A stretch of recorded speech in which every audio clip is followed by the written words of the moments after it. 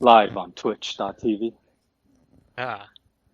Well, okay, let's just start this off then. Welcome to another episode of Verbal Laxative. I'm Jason. Sinsen. Brian.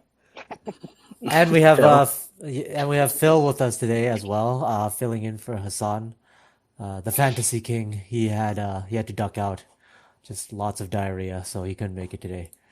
Yeah, very unfortunate. Thoughts and prayers. Is it COVID? No, something just came up for him. He couldn't make it. Well, this will be hype for our audience. Stay tuned for the Wheel of Time podcast. Yeah, who knows when that's gonna be? It's like a Christmas special. I was waiting for that from like episode 10. Phil, have you read the books? Yeah, I finished that series like 5 years ago. Okay. Oh, yeah, okay. You could probably join when they have that podcast. Yeah, we'll get you Yeah. as well. You can I take have my to- place because I've never read any of the books or anything. Zin's Oh, Jason- the beast. He Jason- finished it like nothing. It took a while. I read You it at put- work as well. You put Yeah, your but you marriage finished on it in- hold, right? You finished No, it I all in like didn't. 3 months. You told your You read wife, it- like, I gotta pause this relationship while I finish this book. No, because I'm normal. I don't need to go through those lengths. If someone actually does that, I would be very confused. You can stay completely married and read at the same time. It's not like you have to only do one thing. Anyways, why are you so late today, Brian? What? It's only 5 minutes. It's the okay, whatever. I'm just putting it But on You set the time, right? official notice. I No, mean, I I didn't was set the on time. since 7, but that's fine. Just counting, right? He was on till at 7. Well, the time said 7 to 7:30, so I went for the early part of it, so I wouldn't miss out anything. Ugh. Well, do you find that like when a party starts at 7, you don't show up till like 9? Is that what It's you different did? for a party, though. Is that what you did? Depends. You treated this like a party? Is that what you did? Is that Because what for I a party, did? it could still start without you, but a podcast recording where you're one of 4 people, then it's kind of different. So I do find it annoying that parties don't start on time, and if you show up on time, you're way too early. That's This is why. not a party. You're supposed to show up on time. Oh my god. He disconnected. He just rage quit. Yo, Oh, what a guy. Jesus. I thought- kicked out. He's back. You know, what happened? I didn't do anything. It You just, thought you it rage just quit. kicked me out. No, I didn't even touch my phone. It just happened. Maybe it's your AirPods, I man. think it was this Discord. Is it still recording? Yeah? Yeah. You're the only Everyone one that else left. was fine. Craig was I fine didn't and leave. everything. You alt F4'd right out of there. I don't have a keyboard. Can't alt F4. it's like the other podcast when you were complaining about like people showing up to your party and like leaving early. I think that was you, right? It's like I can't remember. you showed up to our party late and you're like, it's not that interesting, so I'm gonna leave for a minute. Found out nothing was better, and then you came back. I feel like So So do you welcome those disrespected. people? Do you welcome Well- back those people, or do you spite them? You're like, you came I mean- back. I see. I'm just happy I have friends, Brian. I'm not that picky. Plus, if your party, because we're talking about like a 4-person podcast. If you had a 4-person party, I don't. Yeah, that's I don't know if you could call a that guy a party. ducking out. Yeah, a guy ducking out is the least of your. Well, actually, it's the very essence of your worries. Actually, I remember Phil did that. I was having a barbecue. He came up in the beginning, and then he had to leave. And then Oh, he came back God. later. the beef. Oh.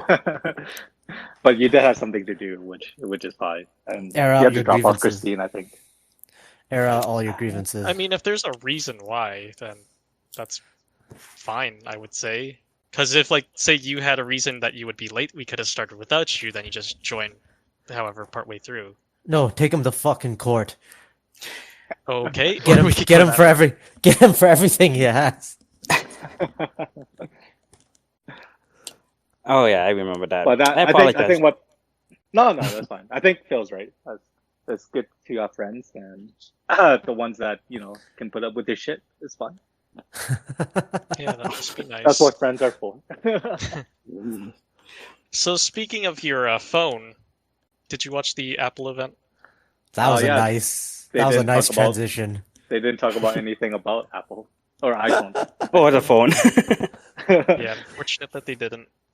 But Yeah, well, I think that's supposed to be in October that they'll have just yeah. specific event for iPhones. Well, Apple's known for like announcing it and then saying like, "Oh, it's available for purchase" as soon as they announce it, right? So that's probably why. Yeah. But that's So not the true. only it's just for 'Cause people that didn't watch. Sorry, go ahead. Oh, because I was gonna say the iPad's not available for sale. They did that for iPhone last year, and for many years, iPhones were like that. Like after they announced it, you could basically pre-order for the as soon as they announce it. I don't know. I think they could have announced the iPhone if they wanted to, just like the iPad, and then have it sale like a month later. Yeah, okay. they could have. They'll Okay, probably so still do that, but the iPhone event, I think they're just gonna do like an hour long or whatever just on the iPhone. So they didn't want to make this event a few days ago just super long. But So it's not like I didn't see it. So what did they showcase then? They showed the new watch, new iPads. They mentioned I think they might have mentioned iOS 14, and I think that was pretty much it. yeah. I think for the next one, they're probably going to talk about the tag and the phone because that was the next two items they haven't talked about yet. That has been leaked. So I don't own any Apple stuff, but I don't know if I've mentioned this on the podcast. I was leaning towards getting the next iPhone, but I really hate the Apple ecosystem. How like if you get Apple, then you have to get get the Apple Watch because it's the most compatible and everything. The iPod or EarPods and They work really well together. Why would you hate? oh yeah, that's the point. Because he doesn't want to be locked into that shit. Yeah. Well, I think Phil probably could answer your question because he's an Android user, a longtime Android user, and switched to an iPhone, right? Mm-hmm. So I was like in the same I felt the same way too because Android was like Windows for me, right? You had you can use any company, and the idea was like with companies competing, you get better products. Right? Like Android's open system, like all these manufacturers, in theory, you should get better products because they're all competing with each other to make the best one. But I found because there are fragmented companies, everything was just mediocre. Nothing ever got to a really high standard like what Apple has. Yes, Yeah, Apple. Well, Apple, that's they a can big specialize. problem. The They're centralized planning of Apple. Yeah, well, I didn't feel this way until the AirPods came out, and then my wife got the AirPods. We got the AirPods because it felt really comfortable. It's really nice. That's undoubted, but it sucks with an Android. It doesn't pair. It's the same Bluetooth problem with every other Bluetooth. It's just it's pretty much. But with crap. Apple, it's like magic. You open the case and it's connect and you're done. Yeah, and it doesn't disconnect, and I was sold on that, and I was just you know what, all these other Bluetooth products, they're always gonna be crap. Especially in particular, headphones and headsets. For the longest time, you just have to get a wire because the Bluetooth connection is always shoddy. But then, but with the AirPods, it convinced me. I was just you know what, because it's central and everything is proprietary, and they are pushing a premium product. If you want to pay for that price point, that's the only way you can get a really good product. And I know it's just headphones. It's not really that big of a deal, but if you really care about that, I think that's a difference maker. Well, it's not even but the headphones aren't even great music or anything. It's just yeah. But it's just the convenience. It's really nice.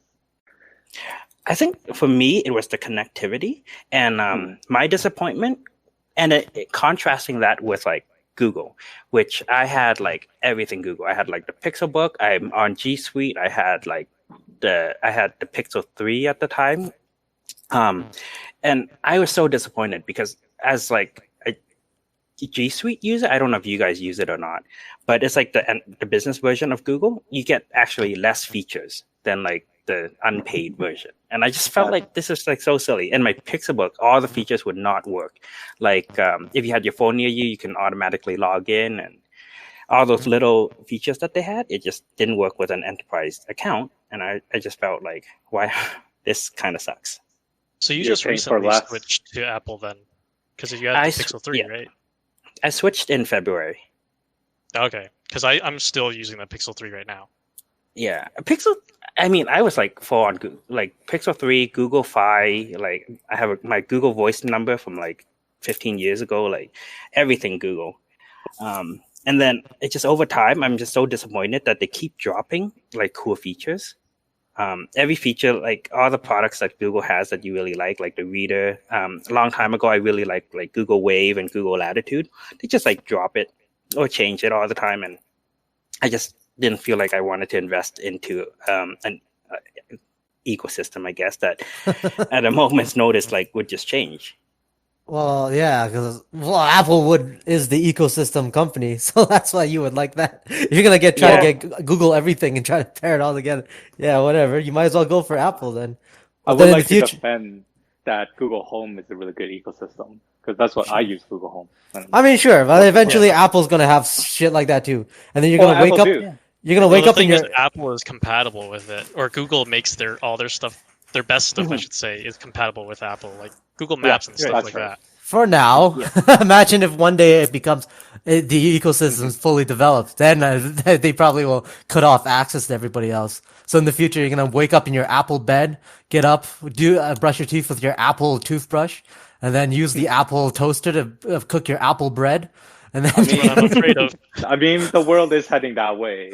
So It's not, frightening. like look at China, everything is WeChat, right? So and people love it. oh yeah, because you use WeChat for everything. But Yeah, you use WeChat as your Tinder, you use WeChat as your Uber, like it's all connected. yeah, Well, it's but just compatible with everything, but yeah, Apple in like the hardware department, they're just compatible basically with themselves. Yeah, Right. so I think you make a good point because like wasn't there a war between Samsung and Apple or Google because Samsung made really good hardware for their phones, but they kept putting bloatware on your phone because they're competing. So for every like Google app that they have, Samsung would compete with it. Like they try and made their own Hey Google program. I forgot what it's called. And then they also try to Trixie. make their own. Yeah, so like they keep trying to sell their product or their software. And I think Google, the reason they made Pixel was to show manufacturers like, hey, this is how you do a Google phone, right? Like featuring their software and trying to have no bloatware, right? But companies like Samsung, they're trying to put themselves first. So there's that tension between them. Whereas Apple, I guess, you kind of have the best of both worlds where they're in charge of the software and hardware. yeah. But the difference between that and like the Chinese lifestyle that you pointed out is that Mhm. Tencent doesn't own everything. It's just that this thing is integrated with everything, you know? So it's not like Mhm. you're waking up and everything you're going through on WeChat is all Tencent products and shit. No, it's not, right? Well, the other one's Alibaba, I guess. Yeah, well, they at the same time they don't have much reach of a lot of stuff too, right? So that was the whole point over there. Like these companies are not like omnipresent in front of in your all your life. It's just everything is all integrated in it. You can buy What's- like the state Mhm. rail pass or whatever with WeChat, right? It's not going to be like the 10-cent train, right? It's the state's train, but you know, you can buy tickets and shit with Like- it. Like, how You can smart go- is your home now? It's okay. I got like Google Home and all that, but it's You got not Google even. Home? It's not anywhere close to like Do you have smart do you have a home. Nest? Do you have a Google Nest? That's the No, thermostat. no, I don't got that. No, And I light have the bulbs? normal. No, I got normal light bulbs. Oh, Yeah, the ones I you don't have to care much manually about it. turn on. Yeah. The ones that Google can fuck with, right? But the Yeah. light bulb, that's like there's tons of companies that you could use the light bulbs. Yeah. You just But you have to have Wi-Fi and yeah, it's tough. But- it's not Google Wi-Fi. You just use whatever ISP you have. Soon it'll be Apple Wi-Fi, Yeah. Apple I 5. feel like Google's I been feel like making internet at a lot this of headway point with needs their to fiber. be internet needs to be like a utility, like paying for water and electricity. Because like my home can't run without Wi-Fi now. If my lights are controlled by Wi-Fi. Yeah, everybody's Have home's gonna be like switches that. that you could turn the lights on though. Yeah, but Those that's not gonna still help my work. argument for free. I'm totally against going all like smart features actually, because like when it sucks when like the Wi-Fi goes down or like your bandwidth is slow. Like your life stops, and it's just so silly that it all hinges on like your internet, your ISP, basically. You're talking about a failure point, like putting It's all probably your gonna eggs get in there one basket. anyways. Like it's gonna get there anyways. Like you can't. How are you gonna function when the power's out anyways, right? Well, back in I don't know. It's been so long since there's been a power outage, but like like back then, like a power outage sucks, right? You're like everything shuts down. You turn on the candles and you just kind of wait it Yeah. out. You just go to sleep, right? Yeah. If you Turn on get the your candles, Wi-Fi have a out, seance. your Wi-Fi goes out in the future, it's just gonna be a power outage basically. But it's just like, oh, Wi-Fi's out. Bring out the fucking At least you'll have lights. yeah. Most Bring out the people, at least. manual. Brian The might not be able to turn on his lights. Bring out the manual light bulbs. Can Bring out the lamps. That's what you're gonna do. you imagine like you have kids and they're like, oh shit, the power went out. Guess we gotta get the candles, and then your kid's like, what's a candle? Yeah. And then you have to show them what a match is, and they're just gonna be like, what? Blow their minds. It's gonna blow their minds, exactly. So before we get too far off the topic, how are you liking the Apple ecosystem? So I'll give like a the worst case scenario like of Apple ecosystem. So I bought it like 2 months in, and I was moving to Colorado, and I was like, okay, I'm gonna put some stuff up on Craigslist. So I took pictures with my Apple phone, and it was in Apple's phone format, and I could not upload those pictures onto Craigslist because it wasn't a JPEG. And I was like, Apple is like the worst thing ever.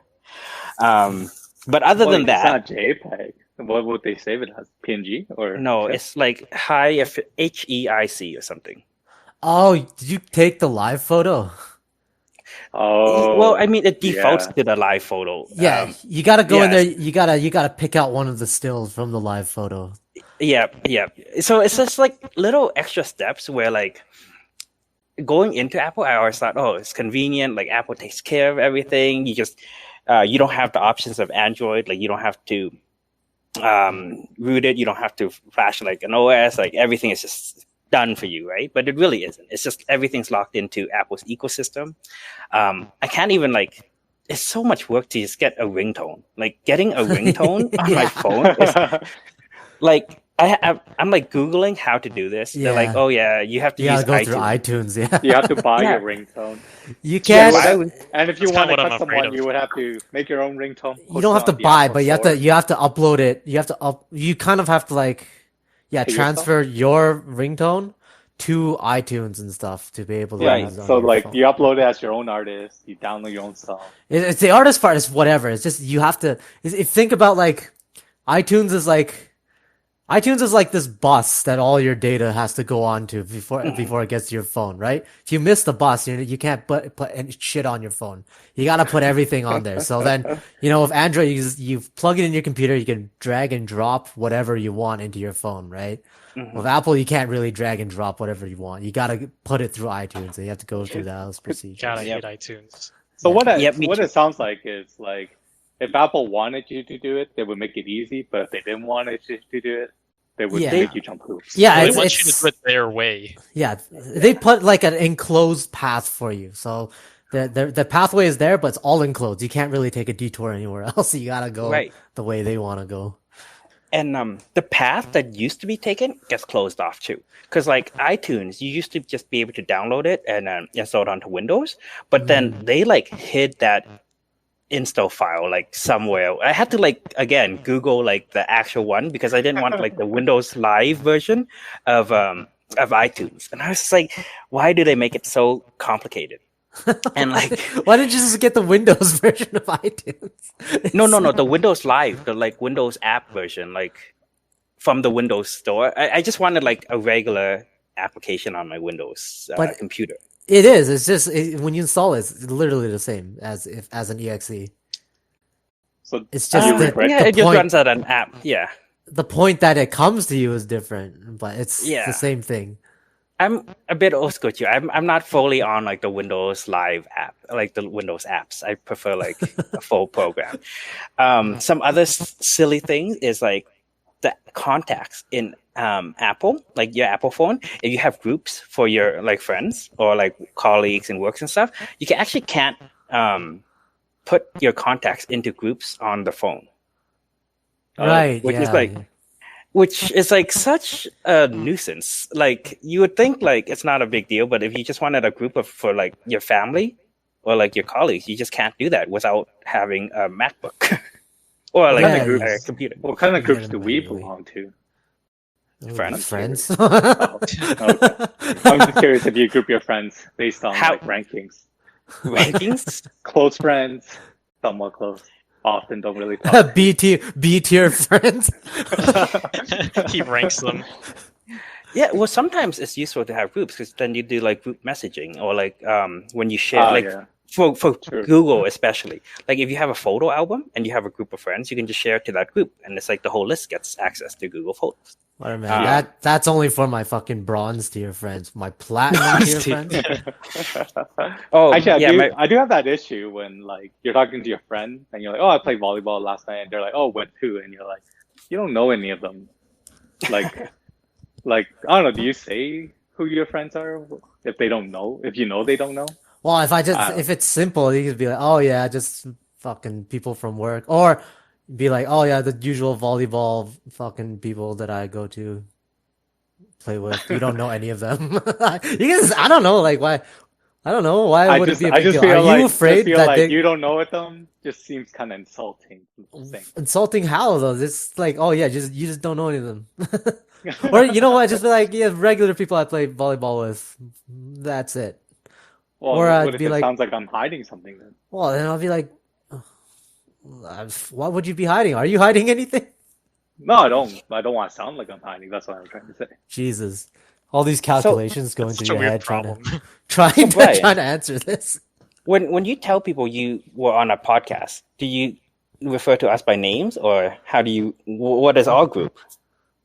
I just say Zinzin, really. I just He say, yeah. doesn't Yeah, Zinzin he's wants the to only do a one that podcast. matters. he doesn't The tell only one that people matters. he doesn't tell people that he's on, on the podcast. It's very embarrassing. I can understand that. I'm gonna be on a call with Zinzin. is what I It's think. yeah, a 2-hour call.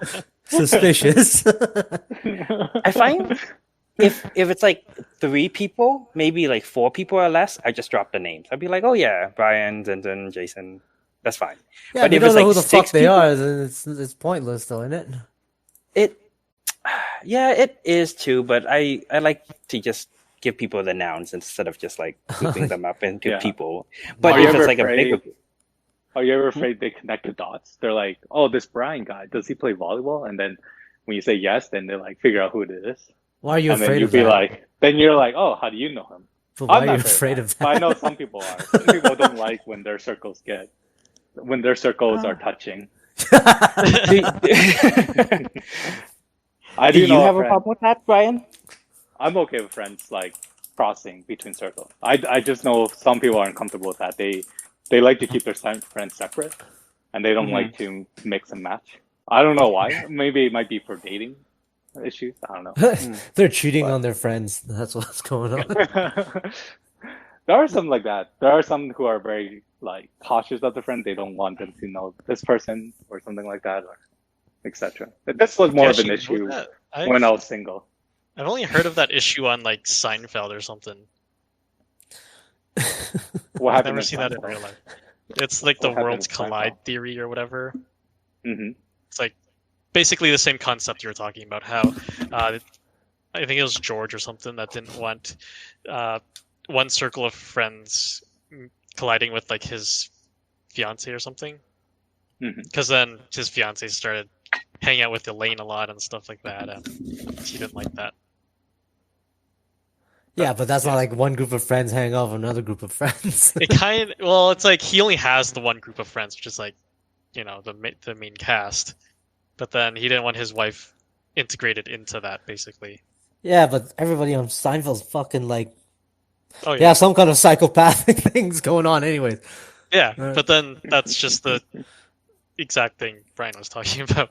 Yes, Brian You're belongs saying on I could be on Seinfeld. Seinfeld. Yeah. But you yeah, would have... I was just saying that's the only case I know of that where I've heard of that. I haven't heard of that in real life. Okay, so anyways, Jason, are you convinced to get an iPhone? Well, I was already leaning towards it before, but I always wait till the actual announcement because the one thing I really want them to have is USB Type C, and Mhm. for the longest time, the rumors was they're sticking to Lightning for this I phone. think, I Um, think they're gonna stick with Lightning. It's very likely. I'm still thinking that they're going to do that. But from Cables are this expensive presentation too. recently, their iPad is switching to USB Type C. Yeah, their iPad already had like the iPad Pro. That's changed before, hasn't it? Yeah, the last version had USB-C. Yeah, They said something. Well, I'm pretty sure it was iPads. They said iPad- something else This using the a USB it's Type C. the yeah it's the Pro. The Pro has the USB-C.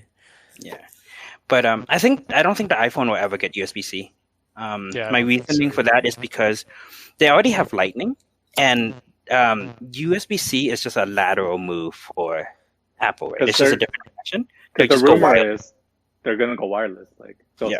said, and they're just gonna go wireless charging. Is the next iteration. That's for the one after this one, though. Yeah. From what After I've the heard. So- 12, you mean? Yeah. Yeah. So if you're waiting for USB-C, you might as well not get one because it's never gonna Mhm. happen. It sounds like. Yeah, that's not the only reason, but it also doesn't help that their new stuff isn't coming with chargers. So No, they that's gonna be... No, they're coming with charger, just not the wall. The brick. Yeah, well, I still need that. Yeah. Well, Again, I what do the too. fuck? Why I aren't do they coming too. with chargers? Like that? Why? What the fuck? Why wouldn't they Yeah. come with chargers? They're Because they're prepping- basically selling to people that have iPhones already, so the assumption is like people don't need that anymore because they already have it. Like Well, that's they're not. like saving PR waste. That's their like the PR cheapest thing to works, worry about. What the fuck? The PR version is they wanted to reduce e-waste, What the and that's why they're also not including Yeah. headphones. What the fuck? Yeah, Oh so my God. for people like me that want to switch, try an iPhone, I have to spend like an additional like probably hundreds of dollars on just charging stuff. Okay, The I'm the cables, Every- the block. yeah.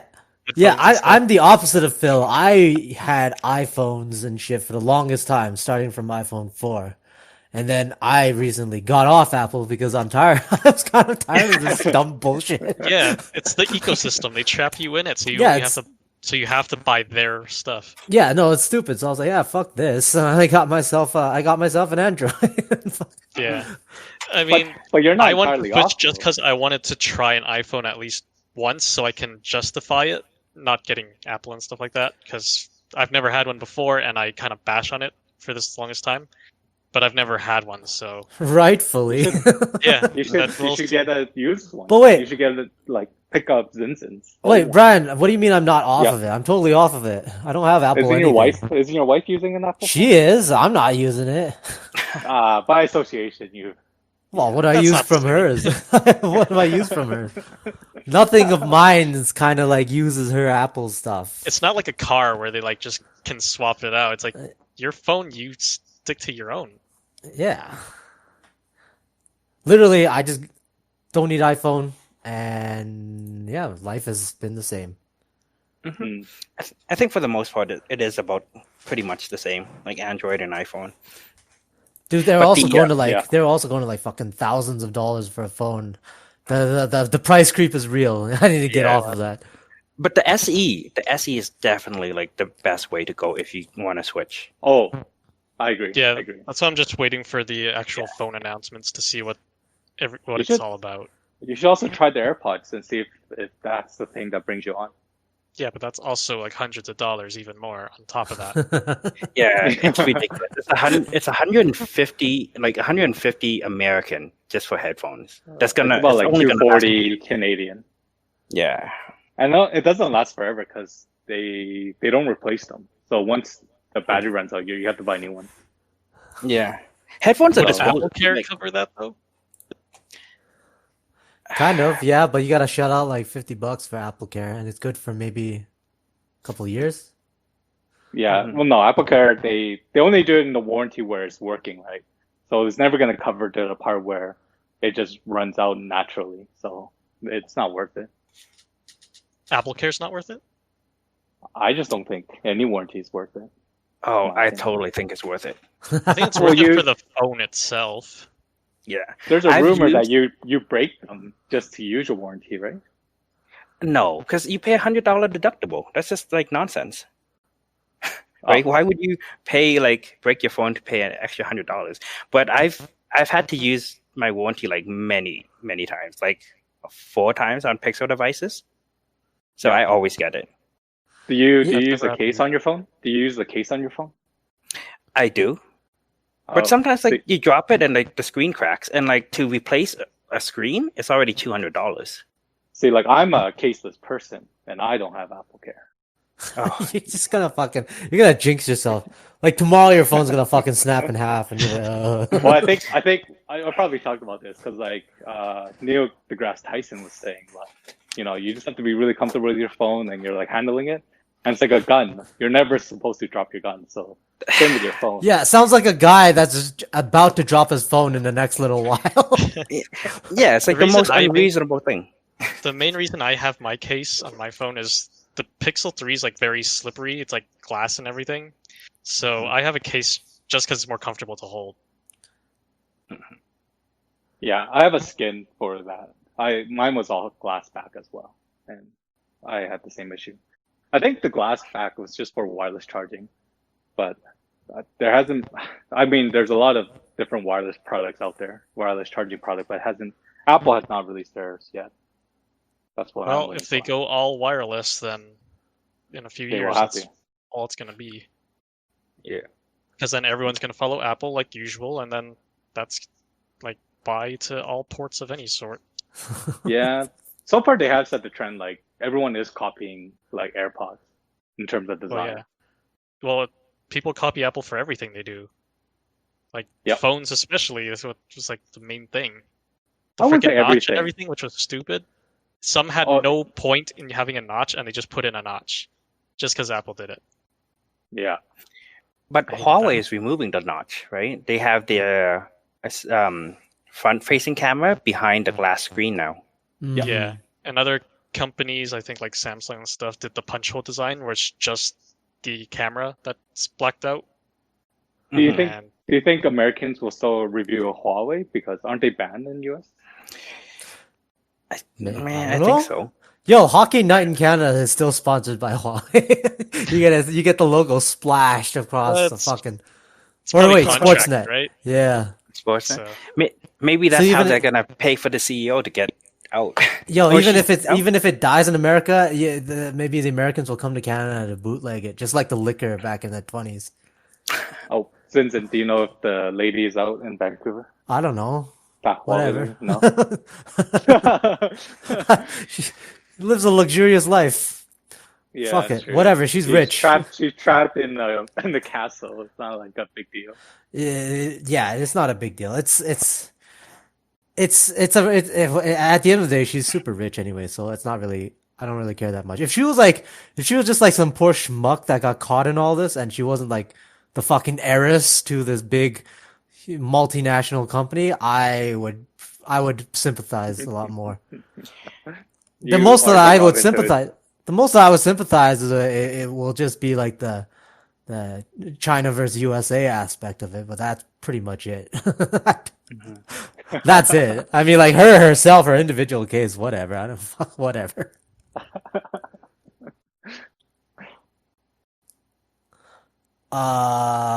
So you guys wanted to talk about the fucking Sony one as well, right? Sony had yes, a was- big show in the past couple days. yep, Well, yeah. PS5 event, and yeah, they nailed it.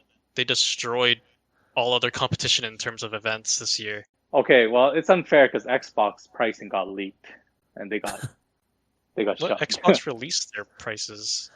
They released the pricing after the pricing was already leaked. Yeah, They were forced. pricing isn't like the main thing, anyways.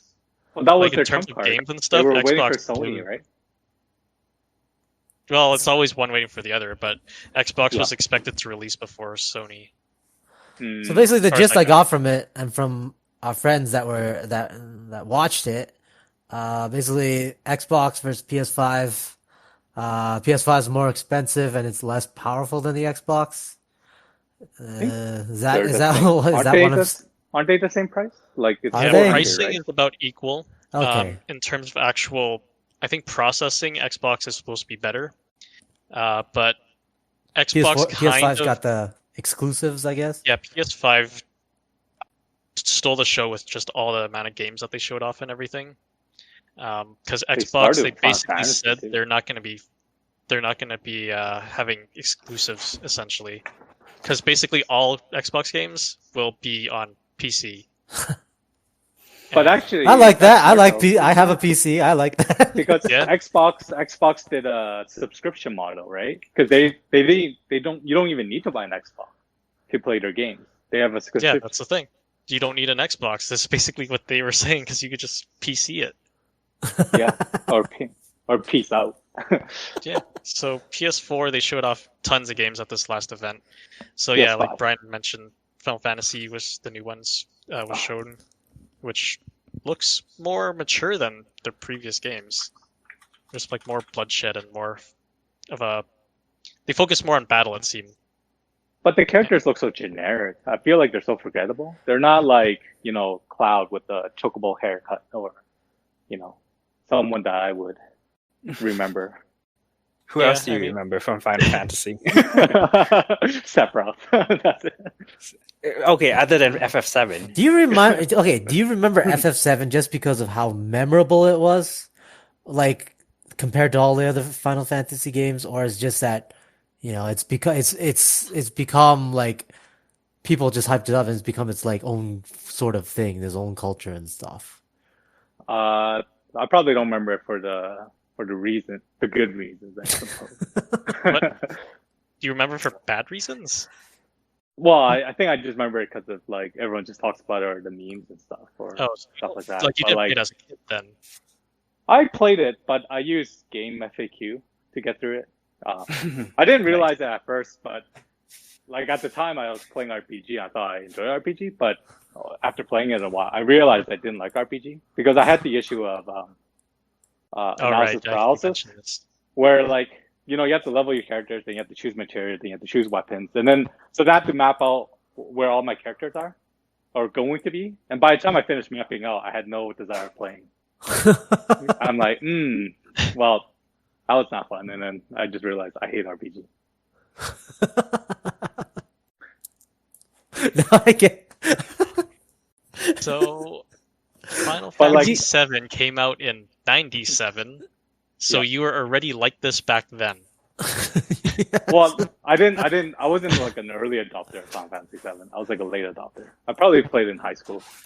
But yeah, but like the other thing I found in my adult life was I had a friend who he enjoys like economy games, and he bought a RPG game because you can build houses and stuff. And he never played any part of the main storyline. All he did was just build farms and build. What game was this? Like, Bravely Default, I think it was called. Jesus. He played the game. Never heard of it. He just played the side game. He never actually played the main game. He never touched the main game. All he did was just build his farm, and once he amassed everything, that was a win for him. And Fuck, I love it when the side games become the main one. It's just like Grand Theft Auto, where I try to fucking just grind and yeah, that's what I was just thinking of too. And that's what he did with the recent Final Fantasy Online. What's the one? 14, I think. Or yeah, 14 was online.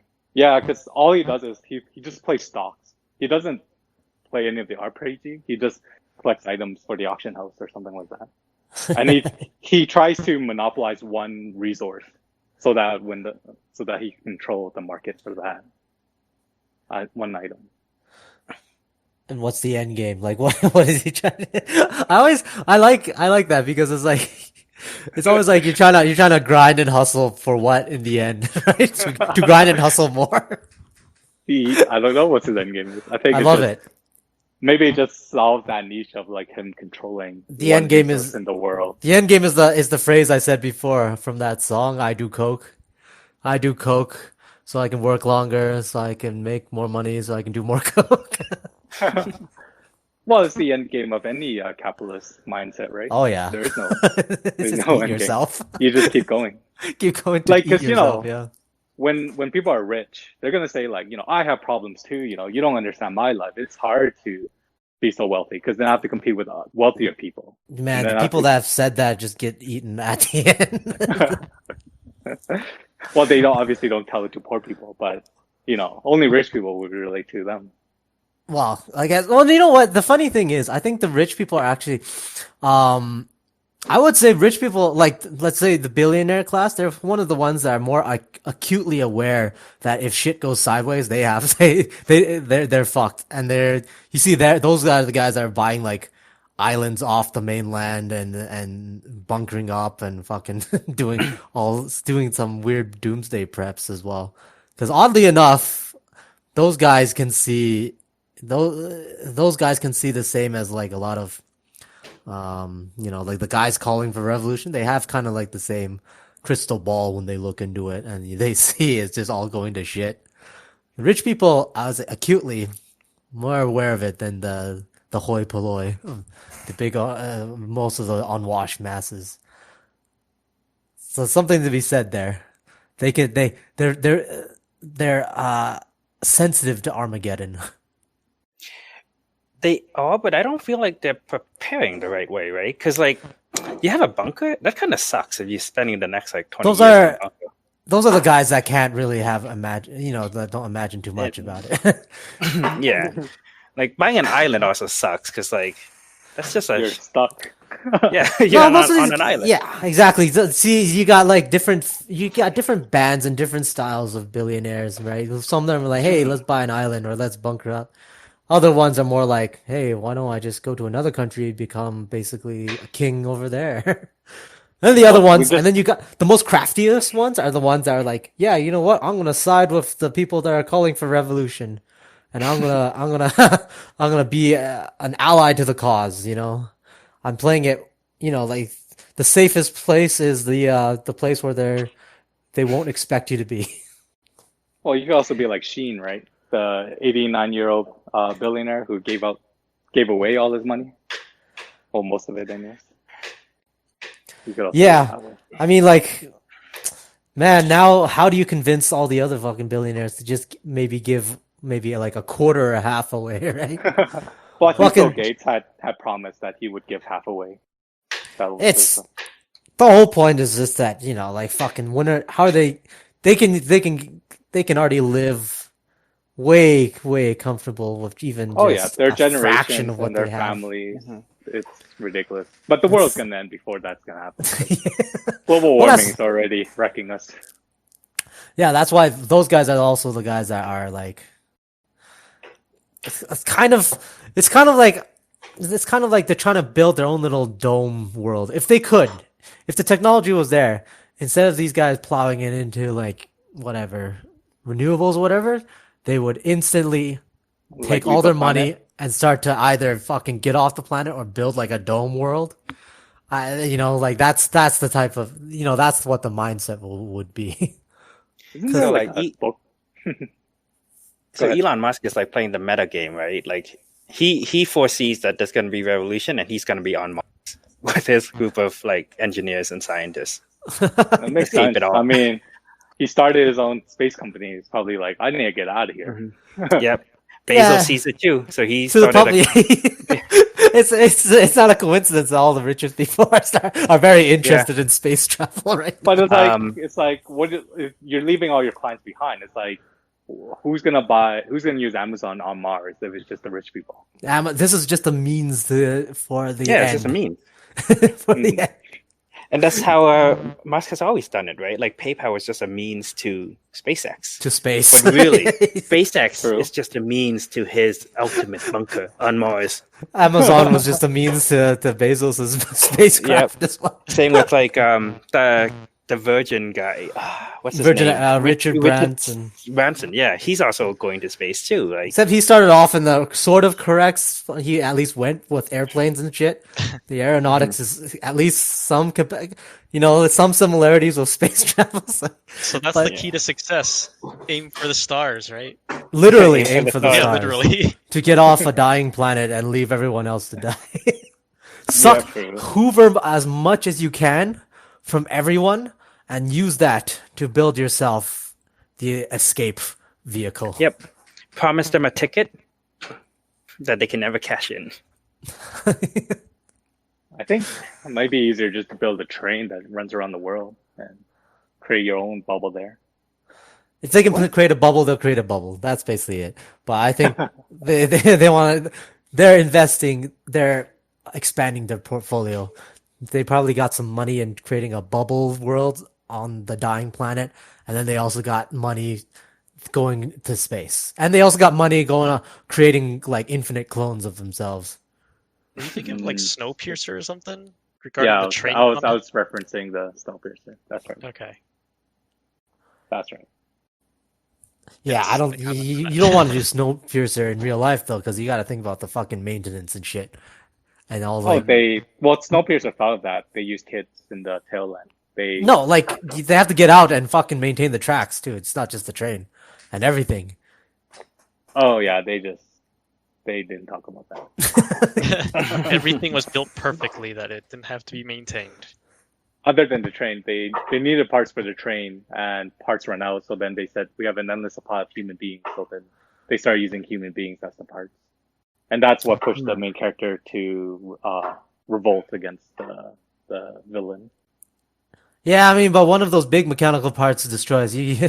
It's not no matter how much human beings you throw at it, you're not gonna be able to remanufacture that part, though, right? Just like, oh, you blew a tire. All right, I'm gonna fucking stick all my friends on the fucking wheel axle. Can you imagine? But it's still not gonna get me that far. Can you imagine if our cars were run by hamster wheels? Like, oh shit, my engine's broken. You're like, he just like hunts for a hamster and you just toss in the wheel. Man, you know how much hamsters you would need to like run a car?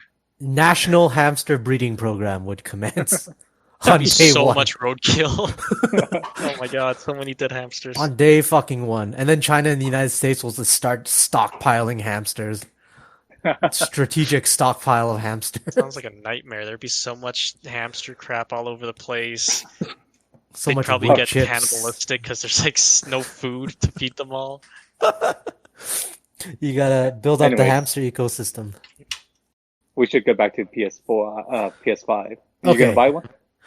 Here's the thing. The only game that really interested me is the next God of War one.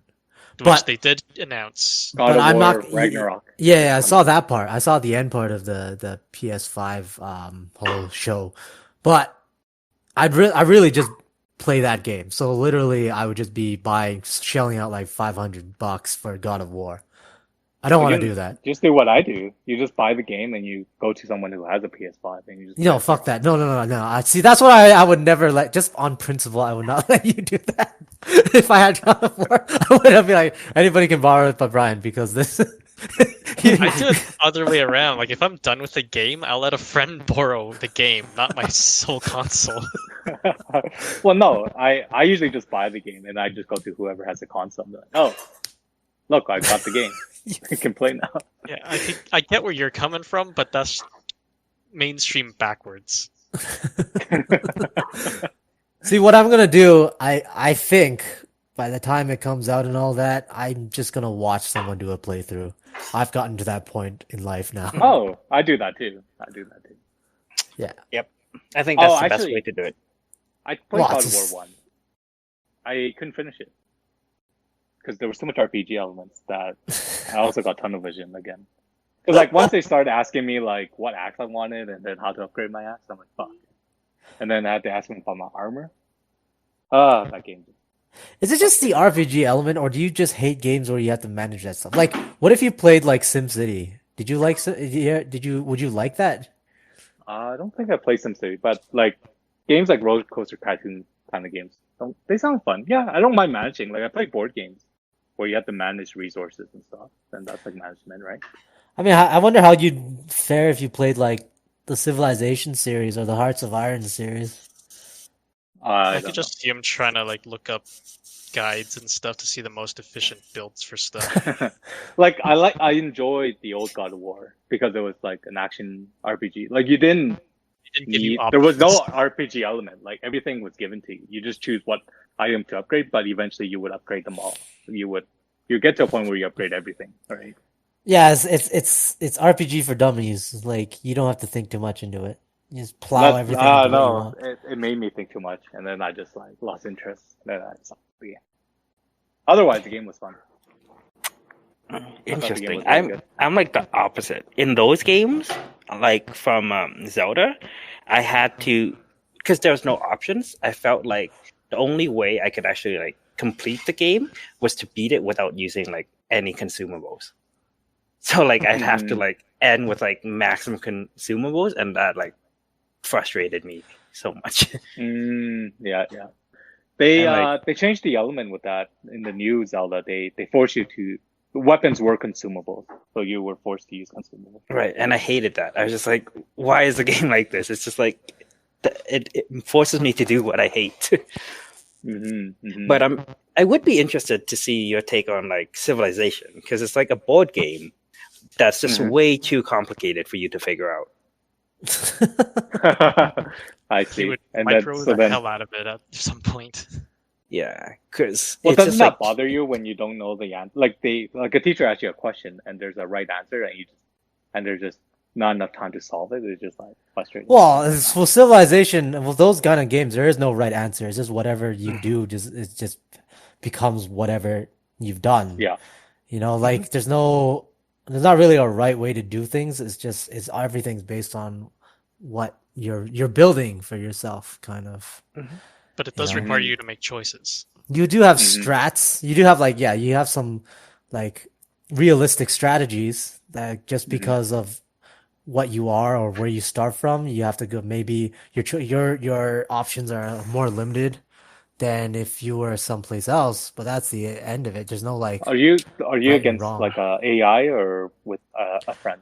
Those games you want to play, usually you play against the AI. Because, well, Civilization and Hearts of Iron, like the 4X games, usually it's the turns would take too long. Like you can play with other people, but like everybody has to set aside like fucking 6 hours or 8 hours for one play So session. it's like a Dungeon and Dragon kind of style. Yeah, you have to set it aside. Everybody has to set it aside. Like nobody's leaving to fucking go like have dinner or whatever the fuck. You're only allowed to go take a shit or take a piss. Yeah, because it's And- turn-based, and you can't move on until everyone is ready. This sounds like Yeah. a bachelor party kind of thing. Well, Hearts of Alright, Iron, guys. the Hearts of Iron and EU games, you can have one guy set the time and it's real time, but like fucking if you leave, you're just like dead after a while, I guess. What if you But, just did it where like each person has a day that they have to log on, make their turn, and then You could do it. There's people that do play online. Like there'll be like fucking there'll be like people that try to have as much of a huge multiplayer game. Maybe try to get one guy to be each country in like Europa Universalis, and it'll just be like a big sort of thing. But fucking there's lag. There's all this. You have to get everybody to fucking come on at the same time and play and whatever, right? Who the fuck has 100 friends that comes on to get that you can get to come on and play a fucking video game, right? So would you prefer to play games with friends online or like a board game in person? Depends on the in game, person. though. Yeah, I would say in person. board games in person, definitely. And then these 4X games, I like to play by myself. Like I don't really. I have played online with friends before. It's okay, but you get the most satisfaction playing by yourself because you get pleased with like the outcomes that you get for yourself. Like you fucking crushed a fucking AI when they were like basically raping you and shit, and you get that satisfaction at the end. We're like, haha, I did it. It's your own little world, basically. It's your own little sandbox world, right? You mold everything to how you want it to be. I just know, well, I'm sure everyone knows in the recent years there's been the huge resurgence of like popularity for board games. Yeah. And yeah, everyone just seems to just love board games now. But with games that recently came out, like Fall Guys and Among Us, where it's like online, and it's like perfect timing for it because everyone's, quarantined in their own homes, that those might become more popular again. I don't know. But I'm seeing Among Us more than Fall Guys. I feel like Fall Guys, they're not releasing enough maps to keep the game fresh. well, Among Us is what just I'm hearing. it came out more recently. 2 years than ago. Fall Guys, but Fall No, Guys Among Us is an old game. Among Us came out like 2 years ago. Well, it just very recently became very it only popular. surged recently, but Yeah, it only It- started recently. And like but all it- the YouTubers are collaborating and the Twitch community's collaborating. but it's playing not Among really Us. getting that many players, right? Like it's getting a lot of hype, but it's Well, not that many It's players. picking up It's- more right now than before. It's a lot of honestly. views, though. It's A lot more of- people that want to play with their friends than like random lobbies. Who the But fuck's I putting mean- dishes away? Wife. Oh, I see. Can't fault her then. I thought it was Brian No, again. no. Just fucking. Can't. Yeah. Yeah, can't even mention it, right? You know how it is, Tenzin. But I think Among Us hasn't even got like 1 million players, right? Do they have 1 million yet? I'm not too sure about that. I've never actually played Among Us. I've just seen people play it on Twitch and stuff. When I watched PewDiePie play with Disguised Toast, they had trouble joining a server because so many people. Yeah, because the servers are crap. But like, if Yeah, we're that's talking true. about like really like big games like Final Fantasy or like World of Warcraft or like StarCraft, they have like tens and hundreds of millions of players. So I like, don't think Among Us is that big. Where Yeah, it's how many like- people won't play. Well, it's more niche because it's kind of like board game esque. It's, for it's one, definitely don't a board game. like that kind of game just because it's like Werewolf and Mafia. Mhm. I just don't like those kind of games just because the essence of it is basically lying to your friends and having friends lie to you. The, So, I'm the essence of it, you don't like it when the friends lie to you. You don't The like it deceive. when The deceit. It is. It's just deceit. It's like because then in the back of your mind, you're always gonna know. It's like this guy knows how to lie, or like this guy can fabricate a whole story at the top of his head. You're taking this game and you're like you're I'll taking take it it into the personally. context of real life. Oh, You're like, absolutely. They I'm have that so suspicious. capability. I'm so suspicious of Do you this feel- guy. do you My feel best that's a- friend. He's Yeah, really it's good at like- Mafia. Exactly. if you meet someone through board games by playing Mafia or something, and she's like a really good liar, would you not trust her? Well, you feel that's like a that's weird a- question for me because I find it very difficult to trust people in general. So Okay. No, I totally get where you're coming from because I've thought about it too, and I thought about like if you once you lie, it comes back to like this movie about like being this. I forgot what it's called now, but here's just a lie. But once you tell a lie and people have verified that you're a liar, you can't go back to like a completely honest person, right? Mafia But you're does in a this for you. but you're in a sandbox where you're saying you're allowed to lie. I just Yeah, like but these No, skills are transferable. I just- into I real just- life. I they just are like that image. transferable. I like that image right now where there's like where like Jason finds like the girl of his dreams and she's everything he ever hoped for. And then one day they play Mafia and she's really good at it and you can see Jason's face is pale. I Yeah, trusted it's like, you. what else has I she lied trusted about? you.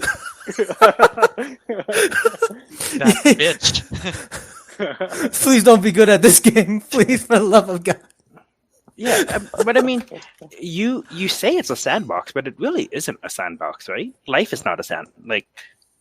Because you use your real life mentality in this game, like How Mafia about and like, Werewolf, how where about it's like we were talking you about assume that wrestling. role, but you have these abilities.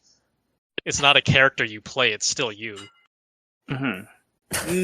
See, I think that's where you're wrong. Because when you're in the game like Among Us, when you're the imposter, you're playing as the imposter. So you are playing a character. Yeah, there's something in it too. Like, these games are more like people act the part. It's more like an acting game, and you'll be surprised Yeah, how. but acting is essentially lying. Yeah, so it's just but like you got- you know these people have that ability to do this well. But also, another thing is lying is something for like people. It's hard to tell if someone's lying. Like there's almost no proof you can tell if someone's lying or not. It's like one of the most difficult thing ever. You just have to believe they're telling you the truth, even if you know they're good liars. I don't know, man. Like, imagine this. I mean, like, if you played Mafia with fucking just whoever, your parents or whatever the fuck, right? Your parents. Like, yeah, and they're really good at it. Like, I'm just gonna be like, I just have a hard time thinking, fuck, I never knew how much of a fucking liar my mom is, right? You're not gonna be like, fuck it, I can't see my mom the same way. To me, it's just like, yeah, whether they're good at Mafia and whether they lie as a person, different things. You can get people that never lie to and are completely trustworthy, in real life. And then when they play Mafia, they're convincing, right? Well, yeah, I'm not saying this will be like a deal breaker for any relationship or something, but it's just something that like you'll be aware of. Like they can do this. I feel like It's like just because seeing like you have a good friend, and then you see that they're like, he's actually like master assassin level abilities with like a gun or weapons of any sort. It's like You see, then like, you know they have the that dis- ability. the distinction is, yeah, I mean, the distinction is when they're playing this game, they're acting, they're assuming a role, right? Yeah, I know I that. mean, But it's so like I mean, like, that's like you just know that they have this ability to do so. yeah, but that doesn't actually translate. That pretty much won't translate often to them themselves are that person. Like very often you have someone that are like, oh, they can act a certain way when they're acting. You know, they assume this role, they take it and they roll with it for fun. But they themselves, you know, like maybe aren't that person. yeah, maybe they have to Yeah. act like JFK for a fucking role. They totally nail it, but they themselves are completely introverted and whatnot. Yeah, because I it's get because that. it's because that mindset is like, oh, I'm gonna be someone that I'm not, right? So then then But people I think can do that. I think Jason's thing is like what Phil said. Just because we believe that if you're in a sandbox, you act the piece, and then it's only whatever happens in the sandbox stays in the sandbox. But they're saying that nothing is truly a sandbox; that things bleed out, or it's an indication of who you are outside. Or Well, it's I like don't you know, use man. the same skills in real life and in the game.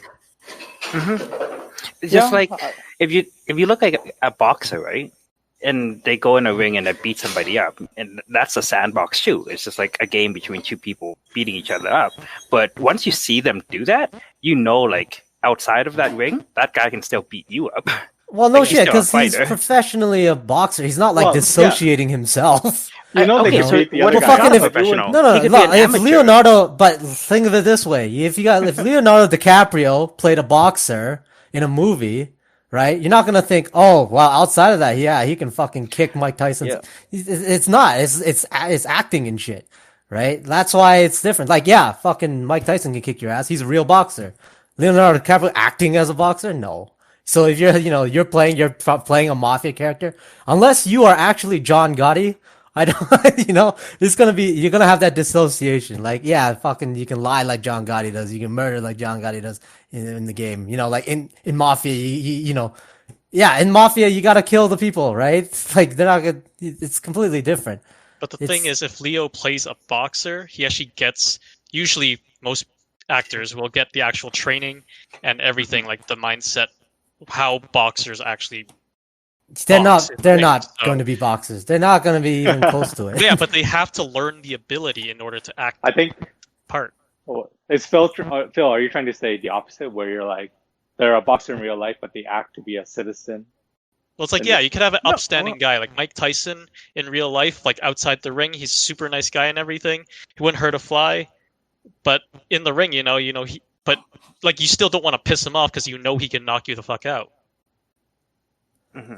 You know, he'll bite your ear because he's like a crazy person.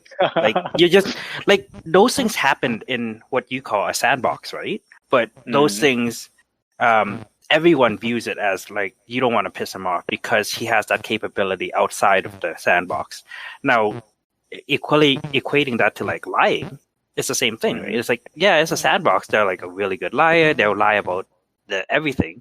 And now, like outside of that, you kind of just question like, yeah, maybe these things are true or they're inconsequential, but I think at the back of your mind, when it really comes down to it, they've put themselves in a position where their integrity comes into question because you've already verified that they can lie.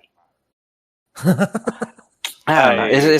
I don't think about. Well, the way I see it is like if you're in a relationship and you would talk to each other and then you would create things where like say a safe word, like, hey, tell me the truth. Are you a liar? Or like, are you lying about doing the dishes?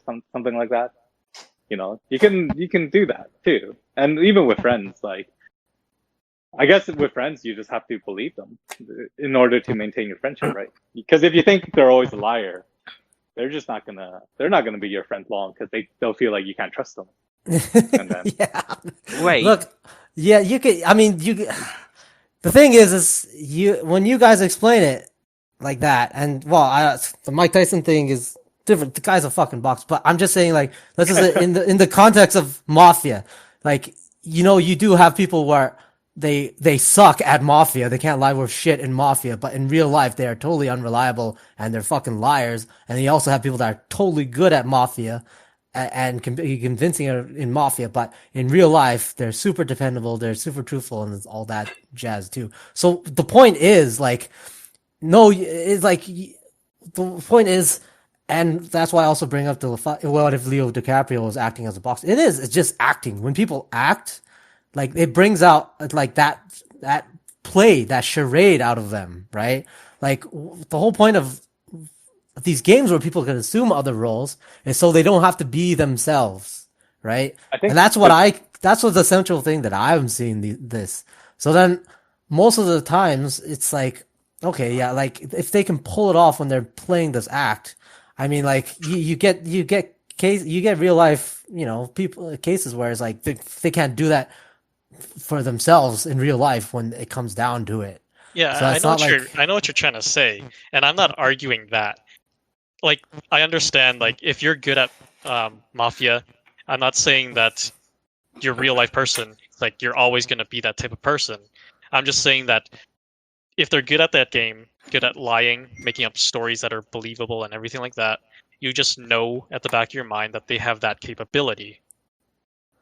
I would think more like, it's not like, oh, they have the capability of lying, but they have the capability of like fucking thinking quick or of something to come up with like a fucking story and shit.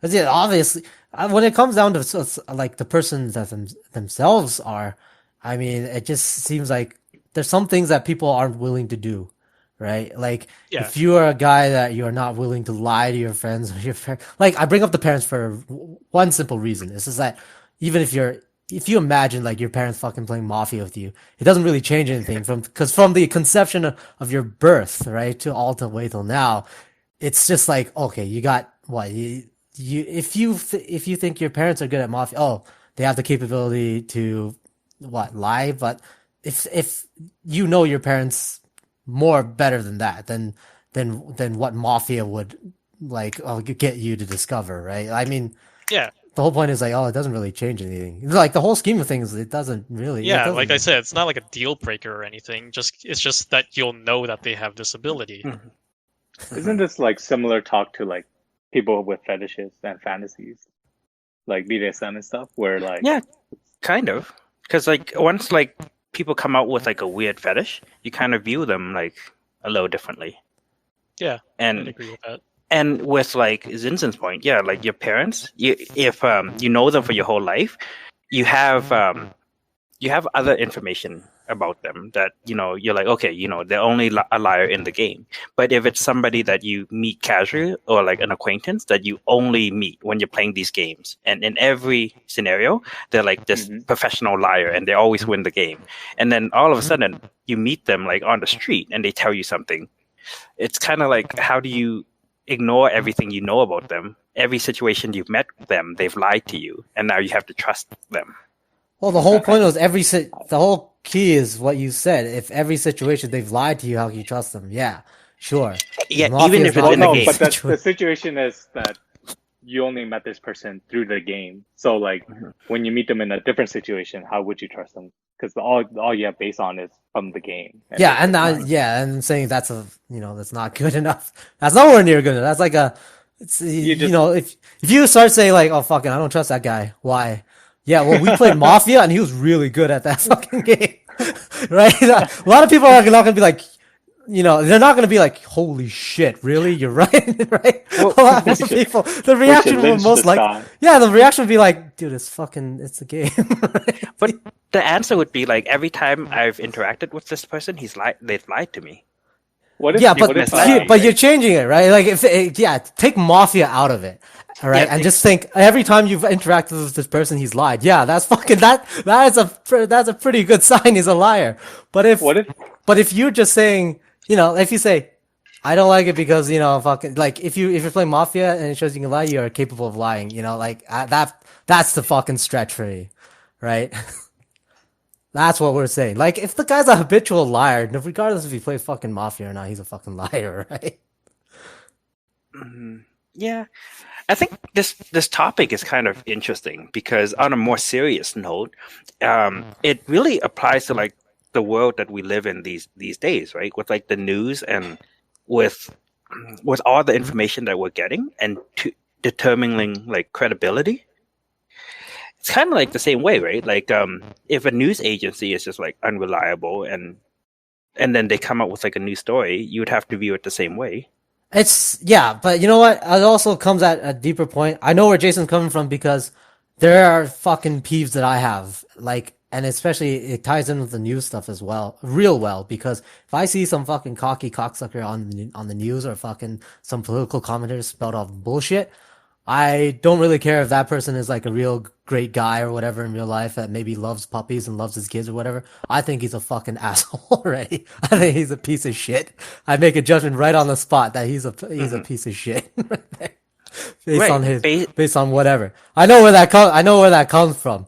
That fucking like, yeah, oh man, if someone's good at Mafia, you have that little feeling. Yeah, someone goes on and spouts this shit on some fucking politically charged opinion, and it's complete horseshit, like in some kind of public sphere or on TV. Yeah, man, I make that judgment right to the bone of the person right there. Right. And I guess you give more leniency if they were like friends of friends or some more casual setting. Of course. Like if they're my friends, of course. I'll have some friends that will say some crazy shit, but I've known them for a long time. I know who they are, right? Like they're not just some fucking rando that I can easily despise or whatever. They're like, this is, they're friends. Like first and foremost, they're friends, and this is whatever opinions or whatever. But I know that feeling where you just see, if it's a random person on TV and they say that, you have no stake, you have no skin in the game with this person, right? So automatically I'd be like, yeah, he's a piece of shit. Yeah, so how do we know like what to believe and whose side to believe on? Because everyone's always just pitching for their own interests, right? Well, you don't have to believe any of them. You don't need to. You just have to. You believe in what you want to believe in, I guess. Or not even what you want to believe, but just try to believe in something that you can actually objectively see or whatever, right? Like it's that age-old argument where there's one guy that says it's raining outside and the other guy says it's not raining outside, right? And then it's like, oh, who do you believe? It's such a hard thing. No, just fucking look out the window, right? You can see if it's raining or not. Are you talking about the Schrodinger's theory, where it's like, is the guy alive or dead? And you're just like, fuck it, just open the box. Yeah, well, yeah, that's one way to beat it. Yeah, fucking open the box and then you'll see, right? But in Schrodinger's fucking problem or whatever, you can't see it. You don't know, right? It's just literally, it's like a observation on like human fucking psychology, whatever, the way they think. Physics. Yeah, and also like what you can't see, like blah blah blah. But if you can't, eventually with quantum physics and all that, like we're getting to that point where you can understand it, right? Like you're getting to the point where you can open the box and see if the cats are dead or not. It's like fucking it's a scientific endeavor, and the thing is, like if you can base stuff off of like what you can prove, what you can see, and you have like at least a scientific approach to it, I think you're in a better position not to fucking get into the question of who to believe, right? Who's right? With the weather one, at the very least, you can look outside and see it's raining, and then the guy that said it was raining, you could be like, okay, this guy's a little bit more credible than that fucking dickhead over there that says it's not raining. But then, right? How do you do it for global warming when you say global warming exists and like people don't believe it, or there's a blizzard outside. Or other thing is like people are saying like, oh, people are responsible for global warming, or that Trump will say, don't worry, things will cool down, right? I think it's just like, kind of a more detailed version of just is it raining outside, where you'll have to look for yourself to find the evidence of one or the other, and form your own opinion based on whatever you read or your research, I should say. And I think that's the challenge, right? Because like you see videos about Karens saying like, people, you need to look on the internet. Wearing masks is a fraud. The government's trying to control us, right? Yeah, they just those are the people. Yeah, those are the people that always like to say, people, don't be sheep. You gotta wake up. But they are the most sheep of all the people because they choose to follow something that is completely stupid. Actually, right? I don't know if you saw recently. Sorry, I just wanted to go off that. Did you see the video recently of the person in the city we're in that was causing Yeah, freak I out? saw another random Karen. Another Pink random glasses. Karen.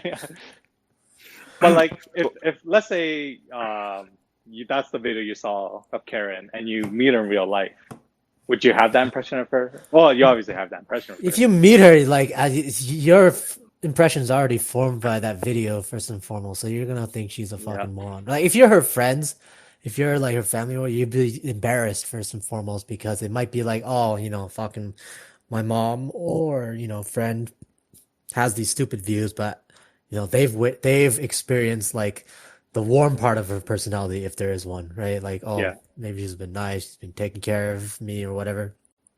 It's completely different. For us, we don't know who the fuck she is. All we have is this video, right?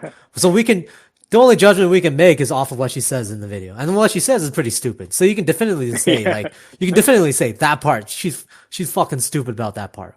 She actually did follow up with a Facebook post. Did just she? like expand. Yeah, it's on Reddit. But to sum it up, it's like a long paragraph just saying how, like, basically she's glad that the video got put up so that she could share it with people, saying how like people ganged up on her and stuff like that, and it's stupid still. Yeah, of just course. Reinforces the fact that she's messed up. So it just further solidifies the proof that she's kind of a fucking moron when it comes to this stuff. And like I'm gonna say it again, like a lot of this stuff, a lot of especially political things that you see nowadays, and everybody gets the most stupidest when they talk about political stuff a lot of times, right? But one of the grounding things that you can do to kind of get like orient yourself is just to base as much as you can on like the material realities of what you see and what you can observe and what you experience, right? And then you can make much more sound analysis from that. When they teach you in school, like they teach you like fucking reading comprehension, and then they give you stuff like Shakespeare or whoever the fuck, or like To Kill a Mockingbird, and they try to get you, explain what's going on, right? Whatever, yeah, right? I hate that. Yeah, it's bullshit because it's always a set like fucking syllabus course that really doesn't do much of anything, and at the end it kind of devolves into some kind of rote recitals instead of an actual like interpretation of it. A skill of analysis, right? Yeah, like that's what I interpretation hated. and comprehension. Yeah, like I in feel like- those English classes and stuff for the exams and stuff, it's like, oh, what did they mean by this? And it's multiple choice. And Yeah. I'm looking at the choices, I'm like, it could be any of these, really, depending on how you look at it. At the end, it's rote because at the end of that, it's still kind of subjective. It doesn't really teach you very how to much so. analyze. If anything, I could just see like, oh yeah, I could see where this opinion comes from or this one. So it's Analyze like, it. what am I supposed to try pick? objectively to analyze the subject. And Yeah, it doesn't base anything. So then, going further from that, if that's the comprehension blame people them. are taught when they're like in their formative years, no wonder when it comes to something like this, That's why you I can't always blame did because they better in don't know what essays the than fuck to in multiple believe. choice Is it real? Is exams it for, not like, real? English Right? and stuff. To Kill a Mockingbird and Shakespeare. Yeah, To Kill a Mockingbird and Shakespeare and all that shit will not kind of like teach you for that. They use it for the wrong kind of reasons, right? You're not gonna get material analysis from that. You're gonna get something else from it. It clearly But wasn't they a use black that to person try who to say, chose that. this is teaching kids comprehension. Yeah. To Kill a I don't think it Mockingbird, was a yeah, black it's gotten person a who lot wrote of that book flack. either. But like, well, no, and Atticus Yeah, he Finch was a saint in the movie. is not as saintly as he is because I think there's multiple books. There's a lot of books written is set in that time period as well with Atticus Finch. I think there's like a second book that's supposed to be like a sequel or add-on to that, and like it's he's more maybe what they lawyer should than do is he is like take saint, a case of right? George Floyd and be like, here you go, class. Let's talk about this. Well, I think that's what they're talking nowadays in classrooms, but I think it kind of just. I'm not there, right? I don't know what exactly, but I just know that people, some people I've talked to, like some of them are social. One guy's a social teacher, and he was like talking about, these days are really great for social studies because these are the years of Trump. He has so much shit to talk about in his class or whatever. And I assume that this is a lot of this I cultural feel like when I bullshit was in grade nonsense is school, they going on there mention too. it, but we Right, don't so talk about it in depth. So you don't really get to learn too much, because it's still happening, right? So you don't know what no, to analyze, or what's the aftermath kind of thing. well, yeah, you won't get the hindsight, but we were in school when 9/11 Yep. happened, right? And I don't know what your guys' social studies class were like that, but some of mine, we would have some discussions and shit. And the teacher would talk about, like the invasion of Iraq, war on terror and all that jazz. And at the end, what I kind of realized, even as a kid, was just people just parroting shit they heard on the news, anyways, teacher True. included. So yeah, so then in the end, it's like, well, what is this? What is this all supposed to be? Is it just like it's just fucking a news gossip class or whatever, right? Like It's it teacher's won't teach gossip. you much because the history itself is rote, right? It's all like rote memorization. It's like, oh, John Cabot came in on this year and founded and landed in Newfoundland, right? Christopher Columbus, 14 whatever 92 or whatever the fuck, right? You gotta remember those dates. It's gonna be on the test, right? Well, what year did World War One start in, right? And what countries are involved. It's all memorization. It doesn't go into the fucking why, what, when, like what, why, how. Like it will never tell you any of these things. It won't tell you like what the material conditions, what the historical conditions of each of those players and people and countries were facing, and what would bring them to this, and what like even if they don't even talk about your favorite, which is like the motivation, right? You love the fucking motivation of people, and then It's they just don't. easier to mark tests and stuff to have like a number. Oh, Yeah, it exactly. happened this year. So I don't Yeah, know. exactly. It is flawed. Like- It is flawed. Like you and I had this discussion because I watched a video called "How America Stole the Middle East," and it was Yeah, basically an origin story of Osama bin Laden, because he told it in a narrative where he was talking about uh, Saudi Arabia getting all this money from U.S. because they were finding oil, and then the invasion of American influence, and then Osama Yeah. came from a construction family yeah, with bin Laden, and apparently he has 53 kids or like 20 some wives. Anyways, he had all this money and influence, and then he was really smart, and then he just decided like, I hate these Americans, and then talks about his villainy and talks about like what went behind his idea of 9/11. And it's like, oh, this is really interesting. And these are like for me, like history was never interesting until I heard it told this way, where yeah. it's kind of That's like the a story, problem. like Yeah, and I think that was great. I could remember, like it's kind of like if like if you ask kids like what are Batman's rogue gallery, they could name them because they know these characters, they have a reference to it. they're But when you talk interested in about the like story. Yeah, if yeah, they're they're interested in the the story, there's definitely like they will. Yeah, it makes that much of a difference. If Batman was, can you imagine if Batman was like actually like a test that you had to take on the curriculum? So you can imagine Oh, I would people love like that. you would love that, of course. But you can imagine the person next to you, whoever that all he just fucking doesn't give a shit, but he has to remember fucking who his enemies were, what his real name is, Yeah. like fucking who's that guy again? Oh, I don't know, the question mark, the Riddler. I'm just gonna go with the question mark, right? Because True. to them it would be like I don't give a shit about Batman, but they're making me learn about Batman, so then it's all just gonna be this rote memorization for the Batman Well, test. Yeah.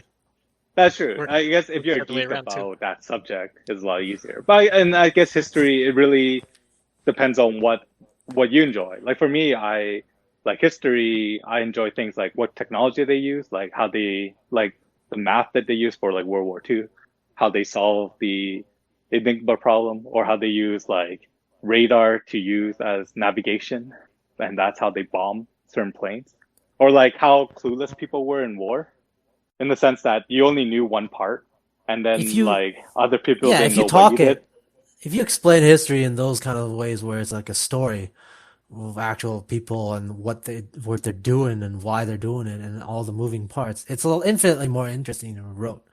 But Yeah. at the same time, like there's only so much you can get from that 20-minute, like fucking sleek, like Vox style video, right? And I watched. You shared it. I watched it. It is decent for what it is. It's a really, like compact fucking 21-minute short, right? It does a decent job, and it's like fucking anti-American imperialist, which I like. So then I'm not gonna complain about it.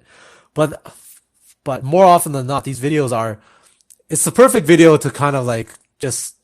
It won't be used as much of like informing but more like influencing. I suppose it's like piquing your interest. It's like a taster where like you're like it gets you interested that if you do want to get informed, then these videos when it's like 20 minutes long, long, you can never but you can never actually learn something meaningful from it because it's so short, it's so condensed. You can't if you want to learn about the motivations and all that shit from people, really can't. You're getting an interpretation from whoever's telling it to you. And more often than not, when these videos are made by like New York Times, CNN, fucking Fox, whatever, 20-minute short with sleek production values, literally it's just propaganda and this is marketing. It's for a specific train of thought, specific narrative that they wanna talk about. Like there's certain ways how people gain that content, right? One is like you watch these videos, but even worse is even shorter segment like the news, right? The news tells you even less, and a lot of people rely on the news for that information. Yeah, I can almost assure that more people watched like Hamilton on was it not Netflix, what Disney? HBO? HBO? Or Yeah, Hulu? HBO. Whatever it was on. I can almost assure more people learned about Hamilton from that musical than from like school or anything else. Yeah, exactly. And even like Facebook, probably people watch the Social Network and learn the story from there. Yeah, than they did. Yeah, and, but see, creative people license with all that, so it is like flawed information. It's creative license, but people's like fucking analytical skills are already dog shit already, right? So then, and this is just adding on. This is just more confusion added on because it's just another. It's like how Fox and CNN are two different versions of the world, basically, of reality. All these are also like many different versions and shit. Like how they want to portray stuff, how they want to push whatever they want you to get along, right? Like you can never get something comprehensive just literally by the limit of the time, like, and people's attention spans are limiting them to that. So it's like it's a self-fulfilling thing because the majority of people don't really care about it. To get their interest, you got to make some kind of sleek video that piques their interest to try to explain about it. But the whole goal is like, you're never gonna, if your goal is purely to inform, that's not usually it. It's usually they're trying to get people to do something or to think a certain way, right? They have something, they want to get something out of it. They're putting out a 20-minute short to get something out of it, right? And they're hoping that they would get something out of it. I actually think it's the reverse, actually. I think these days they're doing the short to cater to what people want to prove. So like if you wanted to, because you yourself are not going to search for something that's like unbiased, right? So whatever you search for is going to be biased towards all your preferences. And these people that release these shorts, they know that. So they know like, okay, a lot of people are, for instance, like let's say that are anti-Trump. So we push things that are anti-Trump. Other people are like, hey, I know a lot of people are going to want to search for good things about Trump. So I'm going to do a 20-minute short on the positive. And then it reinforces what people are already searching because most people can't search for things that are unbiased and just informative. Yeah, of course. So that's what I'm pointing to. Like there's a point to it, right? They want to get something out of it. Whether it's reinforcing it or the narrative or whatnot. Like, like they're in it for something. They're getting something. It's all just it's marketing and propaganda are the same thing. Two words to describe the same thing. It is what first and foremost that more than it is of substance, right? You're not going to do like a fucking, 10 parts, 8-hour series on detailing every part of Trump's life and the American historical, present, right? Mm-hmm. You're not going to do that, but you're going to do a 20-minute thing of, fucking, it's either he's gonna drain the swamp or he's incompetent, right? And it's just gonna be a 20-minute video that further emphasizes those things and get people to, either reinforce it or, like fucking try to influence them to do something, think some way, right? Mostly think some way, right? Like, and that's why news is so difficult these days. And I think that's why everyone's on like opposite ends of the spectrum and can't talk to each other because everything that they say reinforces their own views, and everyone's just like stuck in their own bubble. I really don't know where we're gonna go with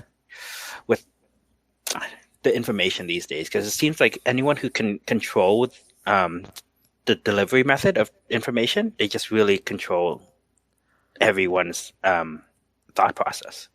Like, some would argue that the platforms are controlling that information, the flow of information, like Facebook, where people are more decisive because of Facebook, because like they create these echo chambers, or like Reddit and things like that. But if Reddit and Facebook didn't exist, people still trend the same way now in 2020. Sure, right?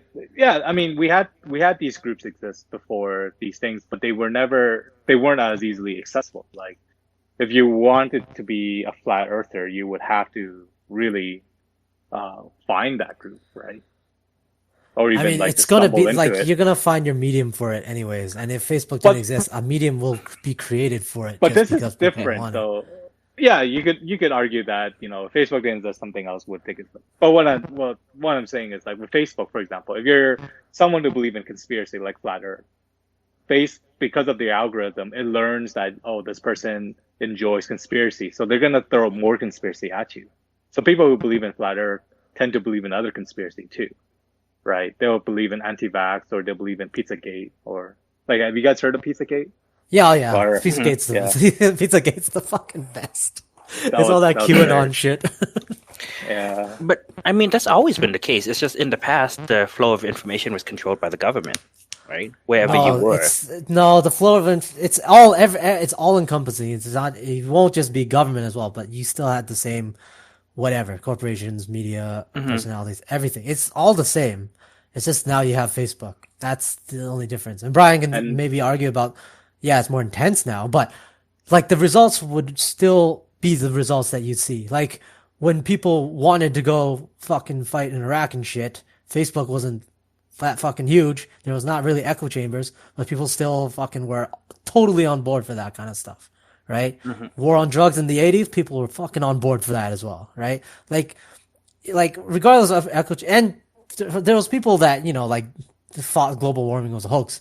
Already back in 2000, they were thinking, Al Gore, what a piece of shit. He's, he doesn't know what he's talking about, right? Like, you have all these people, you had all these, like, things existing already, It's just, now it's a little bit more decentralized, I guess, but it's still there. Like, the trend is still the same.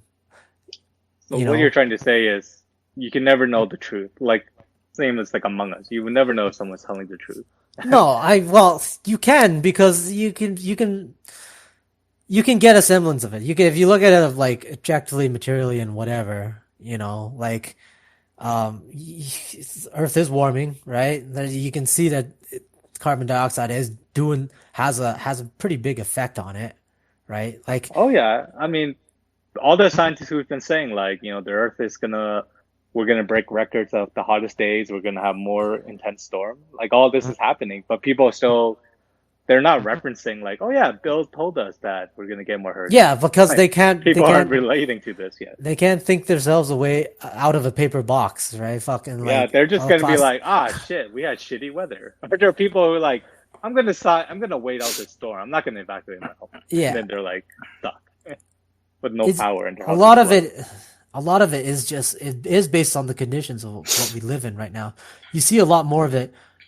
You see the most polarization right now is because shit is going sideways, right? Shit is going sideways, and nobody really has really viable solutions for people to get on board with. Or the solutions they have, people don't want to stomach it, right? The easiest one is like, you can see the people in Alberta and Houston and any oil producing area are the most against like push for renewables and wanting to take the most extreme measures to combat global warming. They're the opposite of that. They don't like that at all, right? And they can't see that the industry's been at a slow death for the longest time. Like, yeah, it has not recovered since like 2015, right? dude. Yeah, but there's still you still get people. There's like one of my neighbors. He's he does the accounting for one of the big oil and gas firms. And he was talking to me the other day. He's like, "Oh yeah, it'll bounce back. Trust me, right?" And I'm like, oh, "Okay." Right? They're like, I remember hearing this in 2015. They're like, "Oh yeah, oil and gas. They have this like cycle, 7-year cycle. Like we're at this bust and stuff." But man, I have not seen it come back up any time yet. And COVID has not helped it at all. it's that they have so much. They're having so much riding on it, so then they have a side to cheer for. They already picked one, right? So I suppose if it's like, it's like a religion thing where all your investments in it, you have to believe that it's going to come back. Otherwise, you're like, I'm dead then. I'm screwed. Yeah, like people's visions are tinted by their own circumstances and all this.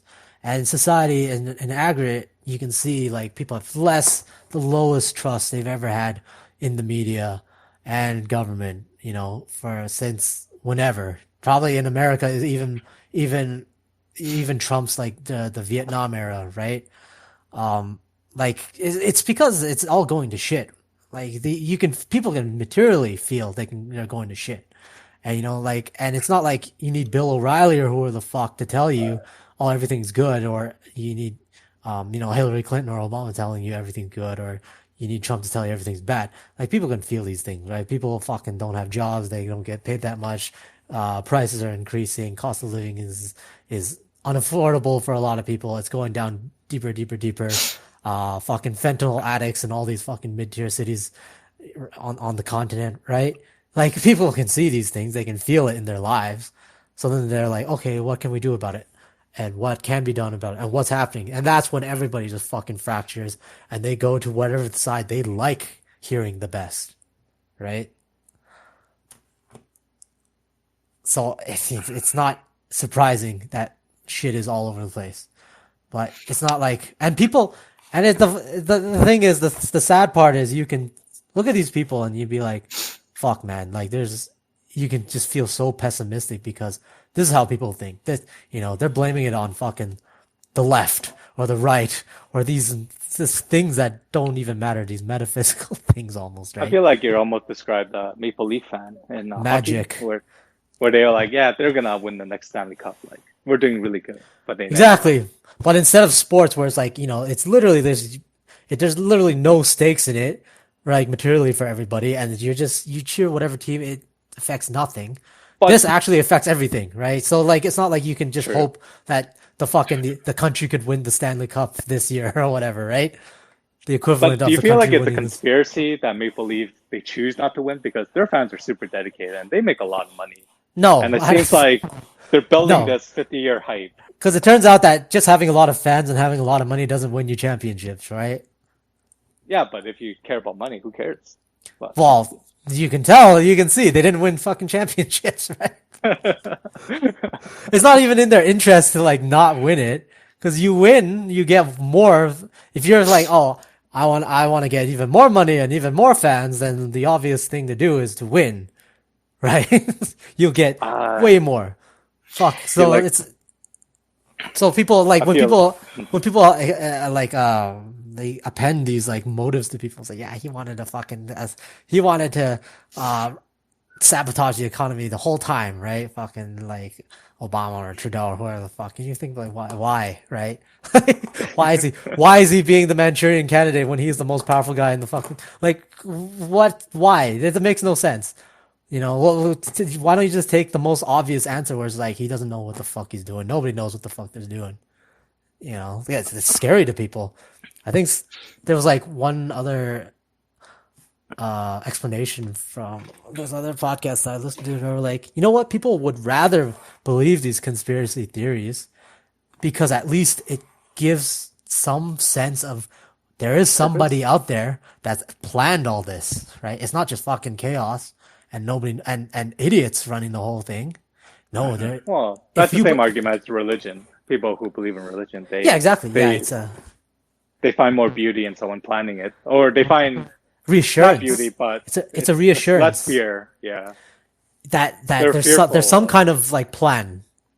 Yeah. That's why I think that's what people like, and that's what people will just fall back to. Like So a conspiracy at then, least gives you that feeling that there's a plan. It's not just all fucking going nuts. There's some kind of plan in the background. There's some players that know what they're doing. so if something good happened in my relationship, like say I got free food delivered to my house, and then my girlfriend sees it, and she's like, "Oh, did you plan this?" And if I said yes, she would appreciate it more than if I said that randomly happened. I don't know. What the fuck does this have to do with anything? I'm just saying, like, if something random happens and you took credit for it, that's a good thing to do, right? Because No, then because you it might just reassure them that, hey, I planned this. no, fuck it, it'll bite you in the ass, just like how conspiracy theories are fucking biting people in the ass, right? It doesn't. It's in the long term. You know, like people should just face the reality that like shit is going sideways, and there is no conspiracy theory. There's not fucking some cabal of people planning all this. It's literally just fucking monkeys, just fucking hooting and shit. Yeah, I think there's a South Park episode that talked about that. It was about 9/11, and then who's like, who was behind 9/11, and they were blaming the Russians, and then it's like, no, the oldest enemy is the British. That was the best. Actually, is anyone gonna watch the pandemic special? Sure, whatever. Whenever I I'll can watch it stream at it. some point. I like Yeah. South Park. Yeah, I haven't seen it in a while, but this special seems like a good one to get back into. Yeah, I just watch it whenever someone says, "Oh, this episode's good. You should watch it." Just like No what one, just happened. mhm.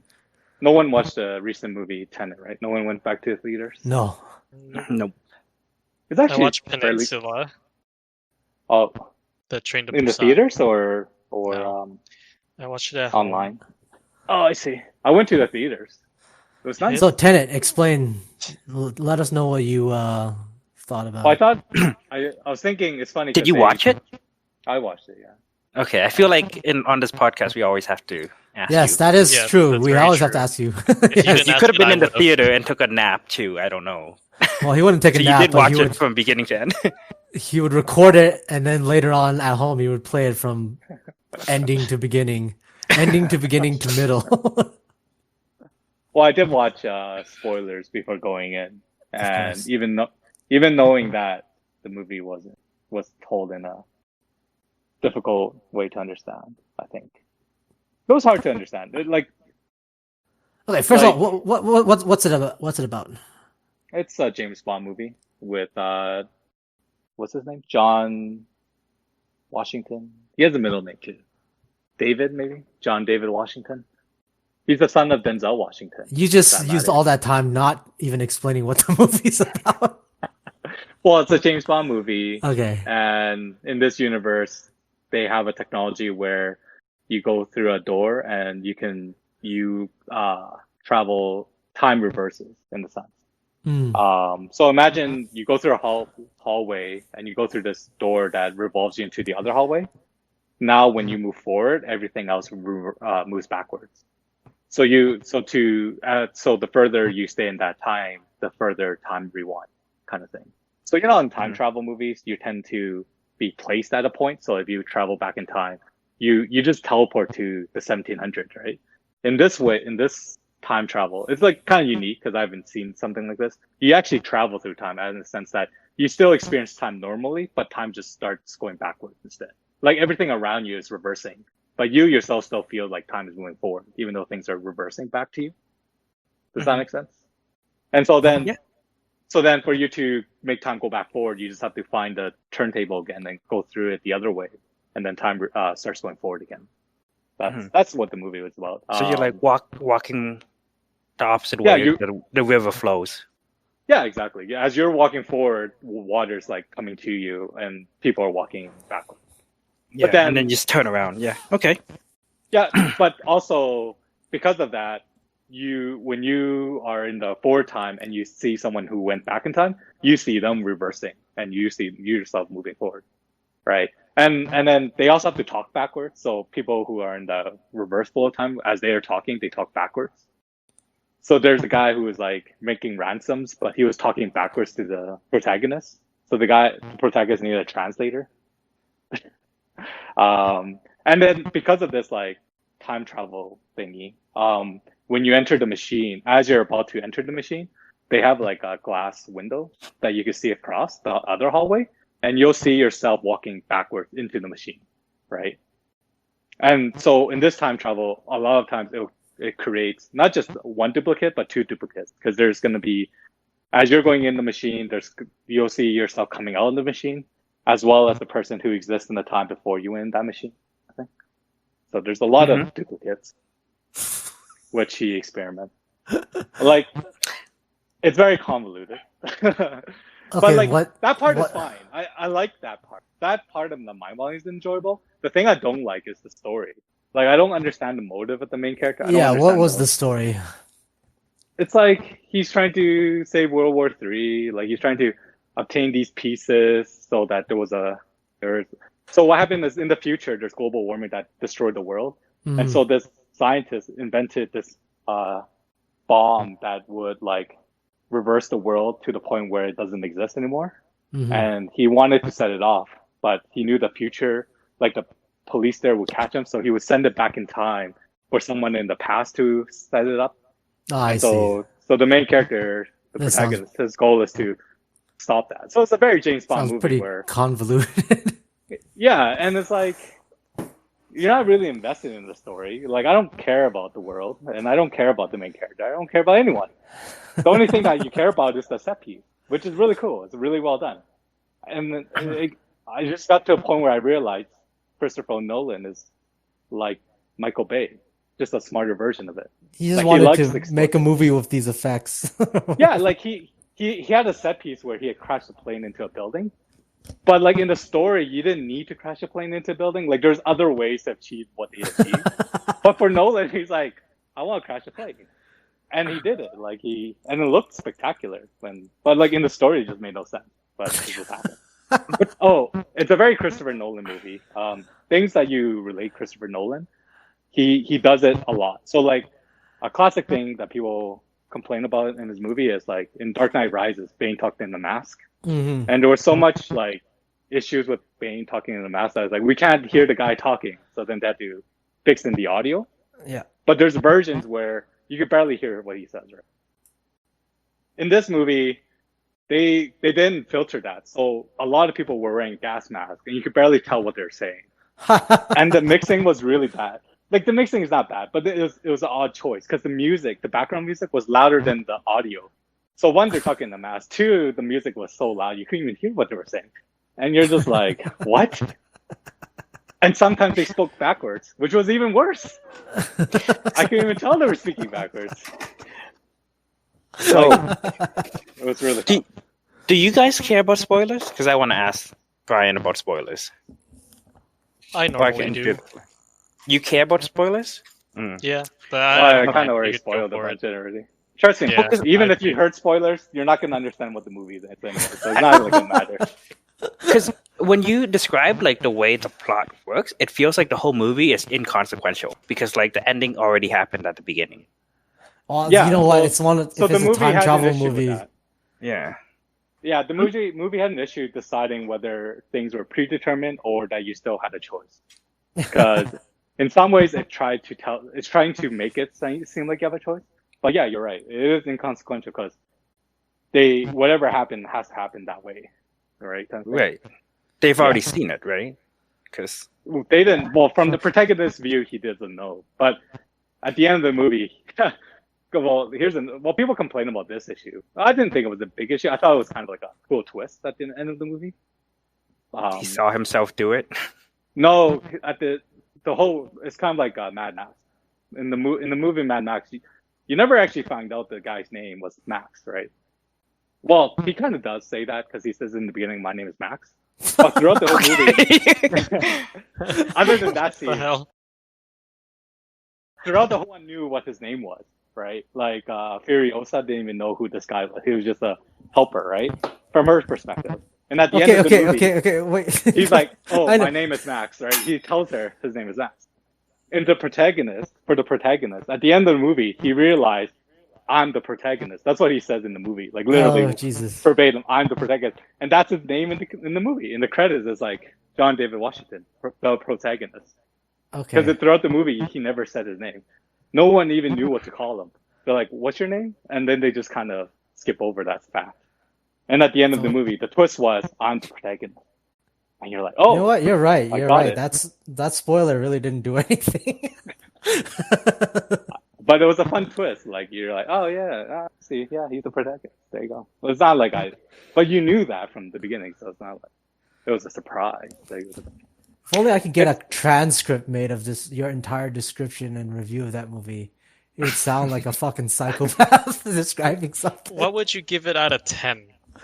It's you really have to just take what you enjoy. But like if you try to enjoy as a regular movie, it's not very enjoyable. Overall, like give us all overall. What would you give it? well, you know, I have an issue with ratings. 'Cause Okay. I don't know Yes, if you're I do. asking if it's a linear scale, if it's a Sure. Richter scale kind of style. Anyway, Sure. So based on my for- review, you should know how I feel. my question in terms of rating movies is, was the Yes. movie enjoyable for you? Set pieces was, but overall, probably not. I wouldn't rewatch it. I wouldn't go out of my way to rewatch the film, but I would go out of my way to rewatch scenes. Like I would So rewatch was it those enjoyable? scenes. Like when you walked out of the movie theater, you were like, "Oh yeah, I enjoyed that movie. That was like a good 2 hours. I was entertained." He probably No, wasn't like I would that say no, it's not enjoyable. But because all the other it would be a movie. elements. It would be something I would like revisit for scene. Like I would watch a scene again. Was it worth the money? The cost of the ticket? Was it worth it? It depends what you pay for. I would say I would not. I would suggest not paying for IMAX. I would suggest paying for like the cheap one, like the matinee or Usually whatever. Nolan movies have like good IMAX shots. Yeah, but the problem, like I said, is the sound mixing. IMAX is super loud and, like again, it hurts your ears. For 'Cause one, you, can't. it sounds like it wouldn't be worth it because It's not like, worth it. it did suffer from not having. I would say it's not even worth watching in the theater. To be honest, it's cool to watch in the theater, but it's not enjoyable enough to like watch in the theater. Again, the set pieces are really cool. I really think they're really well done. From your Like- description, it just kind of feels like Nolan has enough money and clout to just be like, "Hey, man, I want to do a movie where I can do these cool fucking shots," and Yeah, that's he's the Michael primary Bay. thing. And then, It's yeah, Michael exactly. Bay And then everything else is like whatever. I'll wing the story when it comes.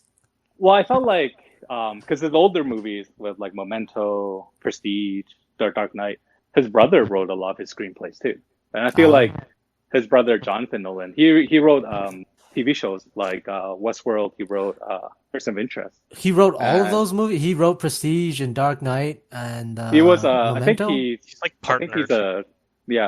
he's partnered with people to write, but he's part of the writing team. He stopped he- writing after Interstellar, I think, right? He may have. Okay. I don't think he was part of Dunkirk. I don't think he's part of Tenet. I I don't see. think he was Inception, but Inception was well written. But yeah, it's tough to follow because like a lot of things felt inconsequential. Like there's missions that the protagonist did, and you just had no idea why he's doing them. That's like, just for why- the screen. Yeah, it's like well in the beginning, like the first 30 minutes of the movie was kind of boring because you weren't sure what he was doing. Like, why does he need to go to Mumbai? Why does he need to talk to his arm dealers? Why does he need to? Like, none of it like matters. But once you get to the fight scene, you're like, oh, this shit's cool, kind of thing, you know? Yeah, he's gotten to the, like, I just want to shoot fucking cool scenes part. Yeah, of like his if you life watch now. Interstellar, I felt like that was the case too. He just wanted to show what a black hole looks like. And he Yeah. wanted, Yeah. he really wanted to show what it would feel like if people live on different time zones, right? Where like, when we come back to the spaceship, it's been like 7 years to this guy or X years, and back on Earth is like, super like my daughter's age so much and I'm still young kind of thing. Yeah. Sometimes he's changed. I should say. Maybe this was him all along, maybe. But I heard Dunkirk was like a good movie though. Oh, I guess it depends. Anyways. Well, it's not like there was like it's the same thing. It's not really you're not gonna get like a story out of that movie. It's just literally, it just wants to show all these scenes of Dunkirk and shit. Yeah, I heard there was no characters. There were like no characters. Like you can't really remember anybody. You just know that Tom Hardy was a fighter pilot. Yeah, because he's famous. That's it. And then everybody else, I can't even remember. Did he talk in the mask too? The RAF pilots all talked in the mask. And there was a graph of like Tom Hardy popular movies compared to how long he's in a mask for. And yeah, the longer he's in a mask, the more popular the movie is. Yeah, he was in the mask for that one, and you could barely hear him. Well, it sounds weird. It's all garbled and stuff. 4 days later, it's on your tail. Stuff like that. But I felt like with the Bane, after they remixed it, it's actually really good. Oh yeah, I felt Bane's voice was like one of the best. It's so iconic, almost as iconic as the Joker. I felt like both the villains were done well. Yeah, so it's a good part. They made the right decision to fucking remix that. Yeah, so I feel like Hollywood, I understand like, hey, this director done well for us, but they still need to be reined in, like kind of like George Lucas, right? When you just let the guy do what he wants, he made garbage, and I feel like Nolan, he needs some like restraint, like, okay, we had the test audience and they weren't too fond of it. And these are the small issues. And I understand Nolan has this creative thing, like, no, I feel like this is important, but I'm like, come on, talking in mask, is that really important? I like this. Nolan has become the villain. In a sense, that's gonna be the case with like every director, right? Like Nolan, James even even what's his name? Pulp Fiction J.J. guy. Abrams? Quentin Tarantino. Yeah, Quentin Tarantino. Like they're all kind of like off in their own world, and they think like, I don't know. I just feel like there's not a lot of good movies anymore by any franchise. Well, yeah, wasn't one of the other guys that are super hyped, Martin Scorsese, right? He's one of the super hyped directors and shit. Yep. But it's not like... Wasn't Steven Spielberg another one? Steven Spielberg was a big... But this guy, Spielberg, he was... he had to dip his hand in a lot of his earlier movies. Nowadays, he makes money off the production or whatever. But he was kind of... one was like... He was kind of going that way too. All these directors, they kind of try to like out meta themselves and shit. So then it starts to get fucking like no one. The quality goes down. I think it would be cool if you could take like a really high profile director and just give them a small budget and be like, hey, work with this, and then earn your credits back, kind of thing, right? Because I bet their small budget movies are probably better, sometimes better than their big budget ones. Because they're limited by price, so then their ideas aren't so like out of the box. They're like, okay, I'm constrained with the budget. Or just like you said, just have somebody, just have something that reins them in and be like, no, Steven, this is a dumb idea. Right? Because at that point they become royalty. No one wants to rein them in, right? And they're not making anything out for I think themselves. they did that with Snyder, right? The guy who did Justice League. Yeah, well, that was like they reined them in, or they also got another writer to write it. But then now there's the release of his cut, like untainted by Joss Whedon. And I think that's like that movie. Zack Snyder. It's all coming down to almost the same. Like these movie templates are just fucking all coming out with this little effort and big money, big budget, low effort. I mean, to give Tenet credit, it's an original movie, and he did show time travel in a way I've never seen. But most of that credit is just maybe he had the conception of it, but he needed this entire team of just low paid whoever the fuck graphics people and all these set design people to make that happen, right? To make it look as cool as fucking possible. I think the stunts were they actually perform a lot of the fights backwards too. Like they performed the fights back. Right? It's kind of cool. I mean, like he's just like, I demand this, but it's up to these people to make it fucking work and happen on the screen. Yeah. So even then, But they do they do a good work, do but a good job. it seems like Nolan's even contributing just even less on it. He just But says, I think, this is fucking like- cool, make it cool. I think where it works, like Inception, because it's funny because like when the movie Inception first came out, for some reason reviewers were also complaining this movie was too convoluted, which I felt wasn't true because the story was very simple. Mhm. But the thing with Inception done really well compared to Tenet was that when they had like the hallway turning around, you followed the story because you were invested because you knew the van was flipping over and that they had this mission, it was time sensitive and da da da. And Well, also when like, yeah, it's also like the people, the characters are really like their stories are connect with the audience, right? They give you Yeah. that emotional tug, like the stakes are high for them. Yeah. You know, So you cared about it. So when you saw the fight, you're like, oh shit, this is really cool. When you see Tenet, it's like, oh shit, this fight scene is really cool, but you also don't really care what the outcome was. yeah, because Yeah. it's just at that point it's a show. It's not like It's not performance. that It's like feeling circus. of it's not that feeling of you know this character because because his story's been like given to you, and in a way that it connects with you at least, right? But I do think it is kind of cool to see a fight where one person is moving forward in time and one person is playing backwards in time. It is Yeah, kinda that's cool. just part of the this would be fucking cool. Was that But it was moment so more funny. cooler than Matrix? Yeah, I would say so. I mean, it's hard to say because like when I saw the Matrix, bullet time, it wasn't. I don't think I saw bullet time in the Matrix as my first reference. I think I saw bullet time as a parody of Matrix. You know what I mean? Like, because after the Matrix, everyone started doing bullet time, so it was overused a lot. But I never But watched it- Matrix until way later. But it was the bullets plus the like 360 panel Yeah, where you yeah, couldn't that's see right. any of the cameras. Yeah, and- the camera moving 360. Yeah, that was cool. I think as a kid back then I wouldn't have known that. Like all Isn't- I noticed was the slowing, but I didn't think about the camera spinning around and not capturing other camera. Right. I think that's what kind of makes it like really good because it was just so subtle, and you're just like, oh yeah, it just seems like so normal that when time slows and like you see everything, like yeah, why not? Why couldn't you see that, right? And then these days, every effect they kind of like draw attention to it, like oh, this is like really cool, so you gotta really pay attention to it, and the subtlety is just like gone. Yeah, no, I think you're right. I like the best effects are the ones that are subtle that you don't even like. You see like oh something's cool, but you don't know what's cool about it. I think So those are the coolest ones. fucking cool.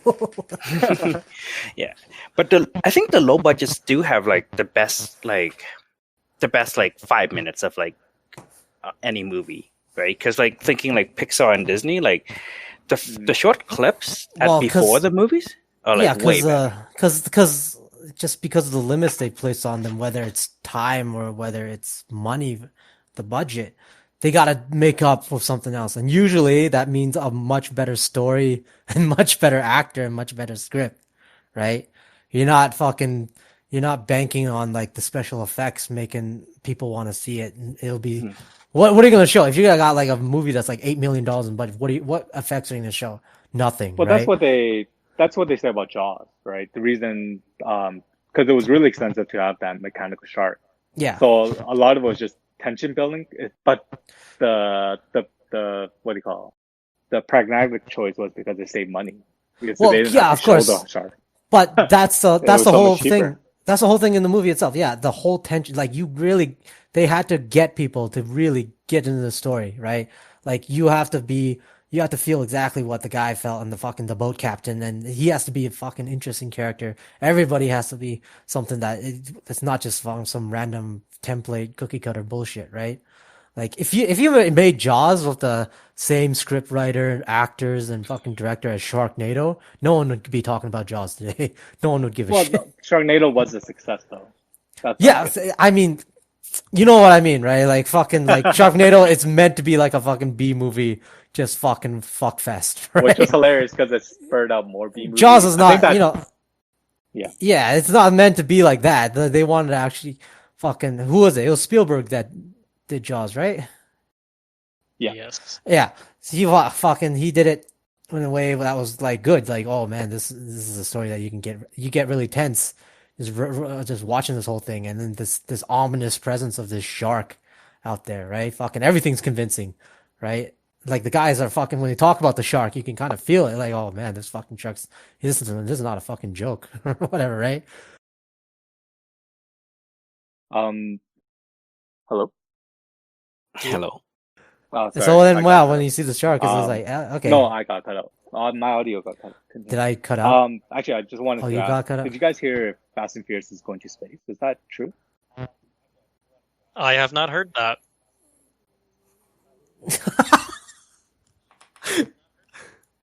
That would be the next evolution. Well, you know what? They're skipping I the felt like fucking they're following air. the You would Jason think that Fast and franchise, Furious where is it's going like, to go oh, from we're done with streetcars this, to something you else. know, cabin Going to in the the air woods. first. We're gonna get Jason into space, and I feel like I heard. Oh no. Yeah, when stuff starts going The into end- space, then you the know end of the it's franchise. it's they're hitting rock bottom. It's just Well, like it's Leprechaun, fair. Leprechaun in Popular space. nowadays with like SpaceX and everything. It could True. be huge. Yeah, it's possible. Fast and Furious in space. Yeah, whatever. You know, I wouldn't engines hold don't my make noise breath. in space, right? So when they have like revving and stuff, it's just gonna be like nothing happens. They can't even hear it. You're not even gonna have revving. They'll How are you find gonna a rev way. a fucking I'm rocket? sure they'll find a way. Vin Diesel Shift works gears on a magic, rocket.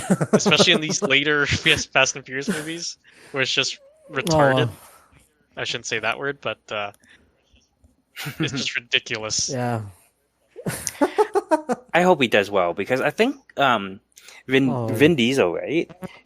He talks about like Fast and Furious being his cash cow for him to like make his real passion project, which is the real Riddick passion? series. The Riddick series. What? He hasn't done Riddick in so long. Oh, I know, but that's like his actual like He's done his some. domain. That's funny. Because I think he funds it himself, right? Like for He must He have enough fucking money loves for that Riddick. by now. He makes. I think the Yeah, last he's done two. He's done two Fast and Furious. I feel the like he last should have Riddick a movie bundle. he made. to fund a whole movie to produce it by himself. I don't know. It That's like depends six on figures. depends on his ambition, I guess. Mhm. If just because it's gonna be set in space and the Oh, yeah. If it's special effects are set gonna in be space, they're expensive. probably going to like. Oh, it would be kind of cool if they incorporate the Tesla Model 3 that's already in space into the movie. that'd be hilarious. It's like hop onto the Tesla, Yeah. and it's like Like, solar if- power, so it's already charged up. Elon There's only Musk's one way saying we for can this save movie, this it'll asteroid. happen. Yeah. Hop onto the Tesla 3, drive on the asteroid, drop a nuke. Yeah. This would be one of the most Oh, retarded there's- movies ever. That's the made. direction they're going with these movies. Yeah. I know. Fast and Furious. It became some big like fucking. It went from like streetcar racing in like fucking Los Angeles to like And big now it's just like spy conspiracies. Fallout action and shit. between like The Rock and Vin Diesel and Jason Statham. Mm-hmm.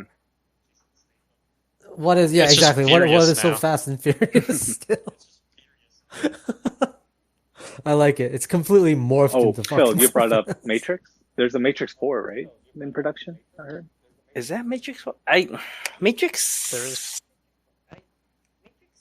yeah, Oh, the they're Matrix 4. filming it now.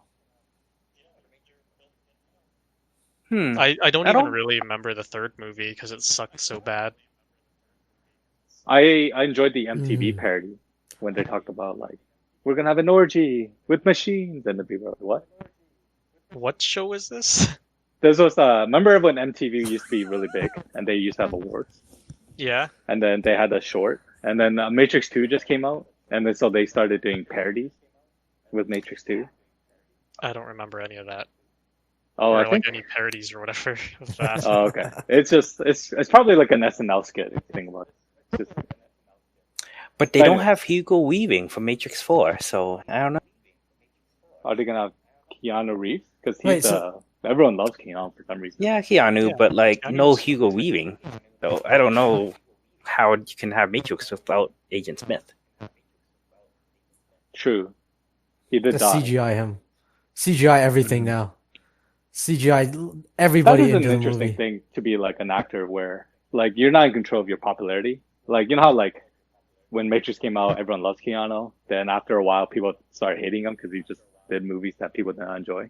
And then he did John Wick, and now his popularity is like sky high again. I don't ever remember people hating him. People, Oh, they would just say that yeah, he's a shitty people actor. just kept That's saying what he they was a shitty say. actor. Yeah, like he can't act worth shit. That's what it. That's what. Yeah, the because same in with, between Matrix, Mhm. because in between Matrix and like John Wick, he didn't really do any big movies, He's- right? He's done stuff. He's done Lake House. That's, I don't know. He's Nothing done on stuff. like Matrix caliber. No, Not to the not same level, big no. blockbuster movies. And then 2 and 3 were like flops compared to 1. So kind of everyone kind of just put the blame on him.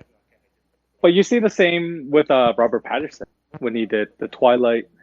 Afterwards, people didn't like him, and then he started doing a lot of indie films, and now he's coming back on the main light. He's gonna be He's gonna be Batman. Batman. People are like hyped for that. He did Tenet, and he's in a Netflix movie called Something with the Devil with Spider-Man.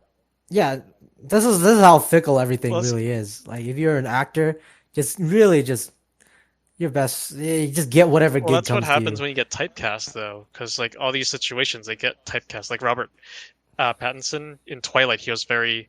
There's like no character. There's no personality to that character itself. So Oh, that's why yeah. people thought he was a terrible actor. And then, if I haven't really seen much of it, I've only seen like clips and stuff. But from his more recent stuff, where he actually can show off how well he can act, that's what people watched, and then they started to believe that he could be a good actor and blah blah blah into Batman, and yeah, Yeah, so all this is all just fickle. Yeah, pretty People's much. opinions are all fickle on these things. So if you're the actor, just fucking act wherever movie you can get. The more, the better. yeah, it's just up to the individuals if they want to be seen as like someone with that variety kind of acting, or because some people they like being typecast and then they like more steady work as that kind of character. I feel like as an actor, your main job is being unemployed. There's times where sometimes you get a gig, and when starvation is so great that sometimes you just enjoy having money. That's why you choose to live in a tight castle. What? What the fuck? No, I think there are very successful like typecasted actors like Tom Yeah, Cruise. There are, yeah. I mean, you could say Leonardo's typecast. He always plays an anti-hero. And love them. But he plays heroes in all There's the yeah, movies as to the well. roles he still picks, there's still a lot of range involved in that. But it's like some people, I don't know why this came to mind because it's kind of an old reference, but like Leslie Nielsen back in the day, he was like typecasted as a dramatic actor, and then he made it huge, and later in his life he was known as a comedic actor. Yeah, like Naked Gun and all that. Yeah, exactly. Mhm. And Airplane and stuff like that. So, it's all up to the individual what they want to do with their career.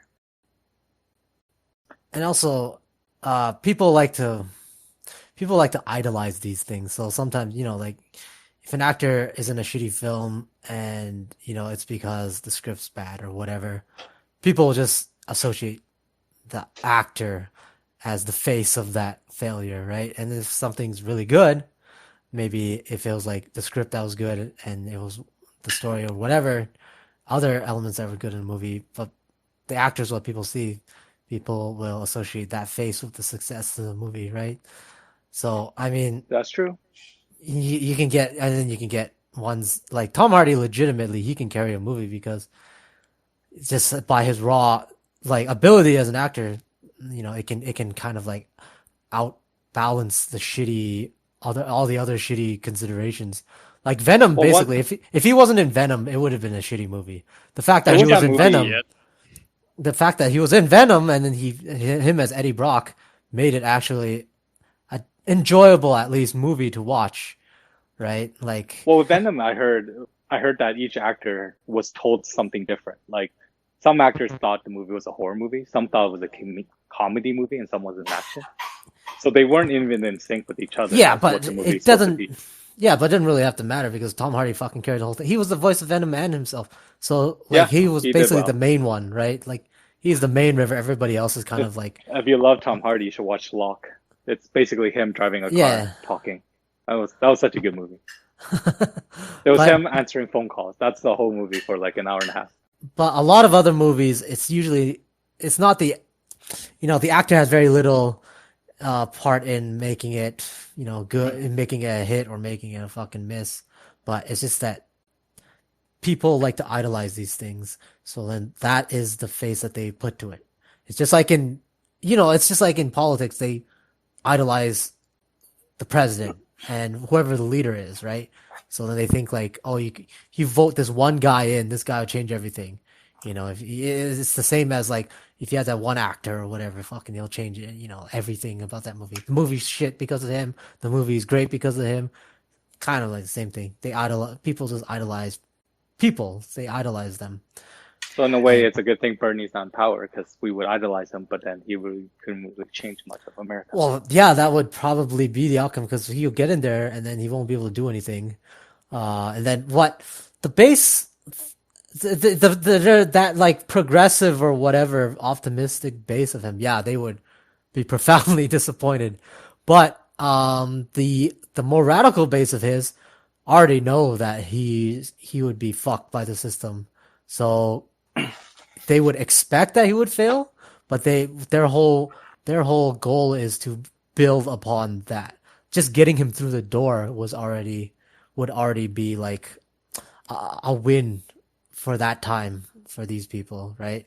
The next one, it will just be one step towards tearing apart the system or whatever. But obviously, yeah, he wouldn't be able to fucking save anything. Nobody voted in. No one guy can really save that much, unless you get like the Tom Hardy of people for president. But the way the country's run, it's not going to be like a movie, like there's no hope. I don't think that could even happen because, like, an exception to idolizing the actors are Disney movies. Because for most part, Disney movies, you don't really care who the actor is because it's just a Disney movie, right? Yes. And like, I don't know even, about that. What do you mean? I don't know. Mulan, I kind of wish they picked a new Mulan. No, The but Chinese, if you don't talk live about, action. if you're not talking about Mulan, it's like most of the Disney movies, yeah, it's not like the actor or actress that like make up the good ones or whatever. Made you It's- watch the movie? Right. I Yeah, thought, like, you really don't Tangled- care. I thought like Yep. with the movie Tangled, I watched it because of the girl. Mandy Moore? Who's the whatever girl? singer's name. See, One who sang exactly. Candy. Oh, I don't remember it Mandy now because Moore. I'm Mandy Moore. Thank you. Yeah, Mandy Moore. But- I watched it because of but- her. But you didn't even remember her name. I don't remember it at this moment because you put me on the spot. The only But yeah, instance I could bring up where it kind of conflicts with that is when they casted Emma Watson as Belle for Beauty and Belle? the Beast. There was Okay, a I big would- controversy for that one. There's It a was okay in controversy. that movie. Well, people didn't like the casting choice for that. It was a pretty big deal at the time. Really? Who else would have played Belle? Not her. I'm not too sure. I thought she was fine as Belle. It's not I thought like, she was fine too, but a lot of people had issues with her playing Belle. I think I watched that movie because of the beat, because it was played by the actor who did Legion. What was the issue again? Like, why wouldn't I people don't know. want Emma? I'm not sure what people wouldn't want Emma Watson.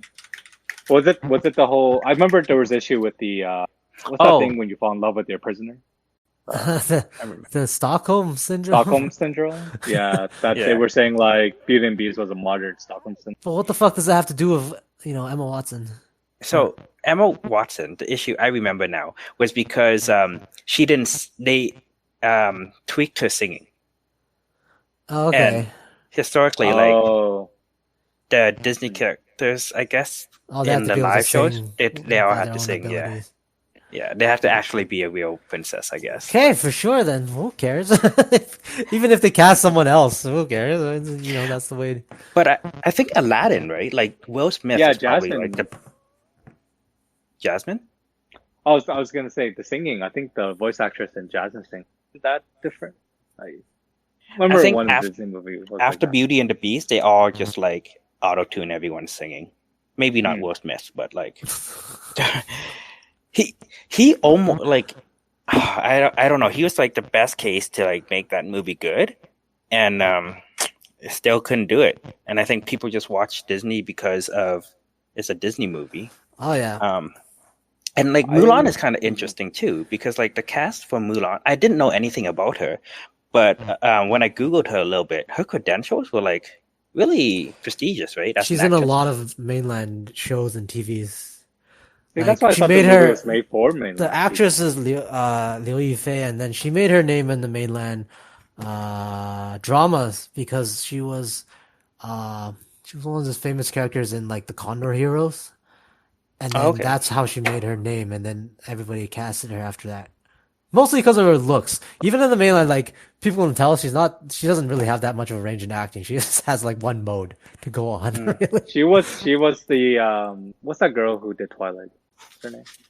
Kristen Stewart. Kristen Stewart, yeah. Yeah. Yeah, she used the Kristen Stewart. Like Sort of, she had no yeah, emotion in Mulan. Yeah, she's sort of like that kind of. She was so stoic. Yeah, but she gets cast in a lot of shows because she's popular in that regards. Like she just how Kristen Stewart, even though she didn't really have that much expressions, I guess she was still popular enough. She got cast in a bunch of stuff, and it turns out that I guess she can act, at least at the very bare minimum, right? It was just that the writing just made her seem like a robot. So I was confused because I thought the movie I felt like the movie wasn't made for me. It wasn't made for like people who enjoyed the animated series, and I felt like it was made for people in China. Have you seen it? I've seen it. It bombed in China because nobody in China wants to watch like this fucking garbage. Like, you know what I mean? Like in China, you can watch movies just regularly. Was made by- it due to the Uyghurs?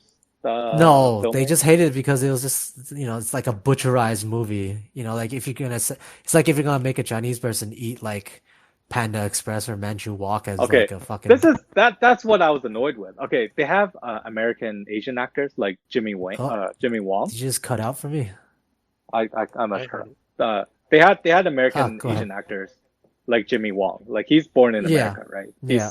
He's a brother of Freddie Wong, on YouTube, right? Yeah. And he speaks good American English. But in the movie, he spoke like Bobby English. I was just so annoyed. Why can't these people speak regular? Like in the anime series, they all just spoke American English anyways. Why This with was- this live action they this speak is- this? Because it's all Americanized. This was my big gripe of Marco Polo, that show on Netflix back then. It's just like, this is also what I imagine what fucking like some American that has a fetish for like fucking Chinese weeboo shit wanted to make a movie. This is what it looked like, right? To me, it just looked ridiculous. And it also bombed in China because it looked ridiculous to every one of them. Everybody It was there. ridiculous. Well, It like, is kids, it made no sense because like Mulan is like a sport about like triumph. Like she learns to become a warrior. In this one, she's born a warrior. She has chi and this It has whole, a bunch of supernatural power. yeah, Yeah, like they like did. it was Star Wars at that point. Yeah, I've only she was read Star about it. I Wars. haven't watched the movie yet, but I heard about the like huge list of changes they made from the original, like the cartoon movie, and it just sounds like they took out pretty much everything good about it. Like They I think, took go ahead. there's no charm in it. Like the original animated one, like at least there was the charm in it, and then it was that they put in that Disney fucking touch that made it like endearing to a bunch of kids that watched it, right? For this, they kind of wanted to. I don't know what the fuck they're trying to do. They're like, "Oh, I want to be a fucking weeboo and make a really exotic Chinese-looking film," but at the same time, I want to fucking stay true to fucking the Disney lovableness or whatever of the animated Mulan. But Let's they come. didn't. They got And rid then- of it. And then they want to introduce something new as well to make it fucking cool and interesting and Are you shit or talking about whatever. the hawk or the witch?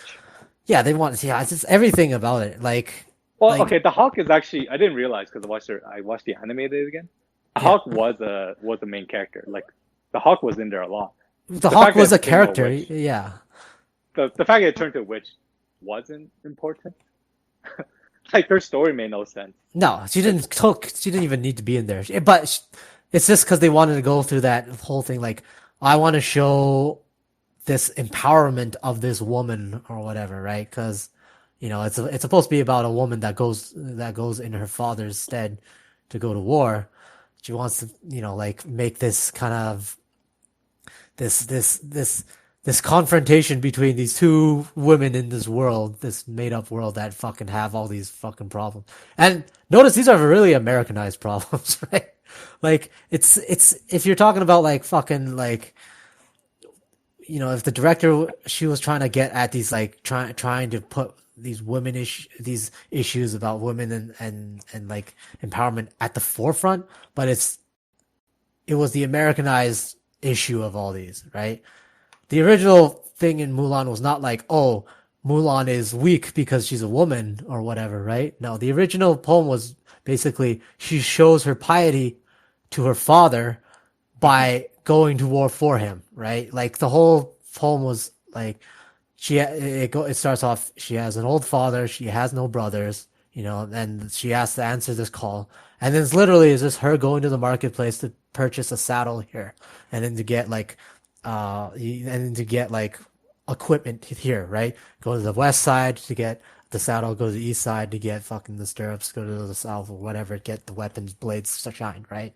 And it's just her going to war as a cavalry as cavalry. And then the whole thing was that I was like, look how pious she is, not only towards her father, but also to the country of the dynasty of Northern Wei or whatever, right? She's answering the call.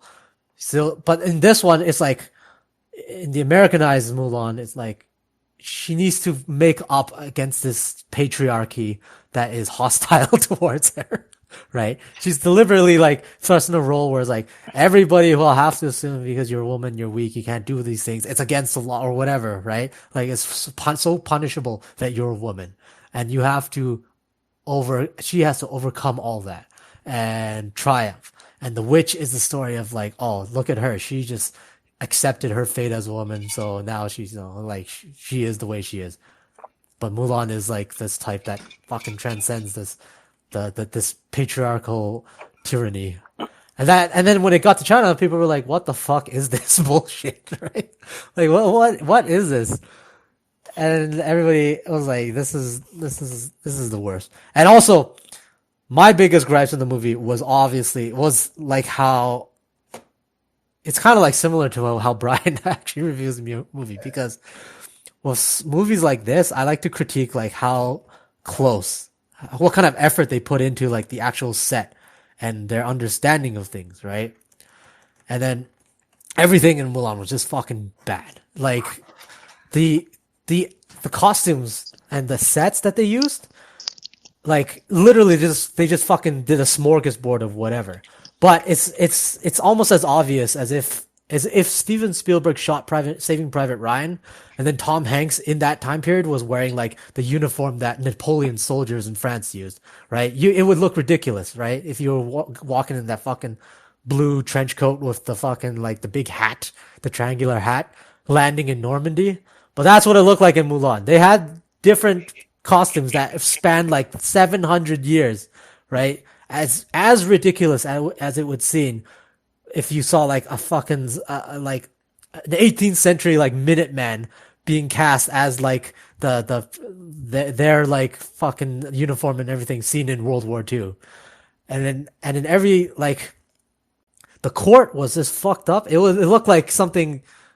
It's just like they just took some Google images and then just shot a movie from that. I'm like, they go to the court of the emperor, and then you look around like, where's the fucking officials? That's the whole point of court, right? No, it's just the emperor and a whole bunch of like bitches hanging around, right?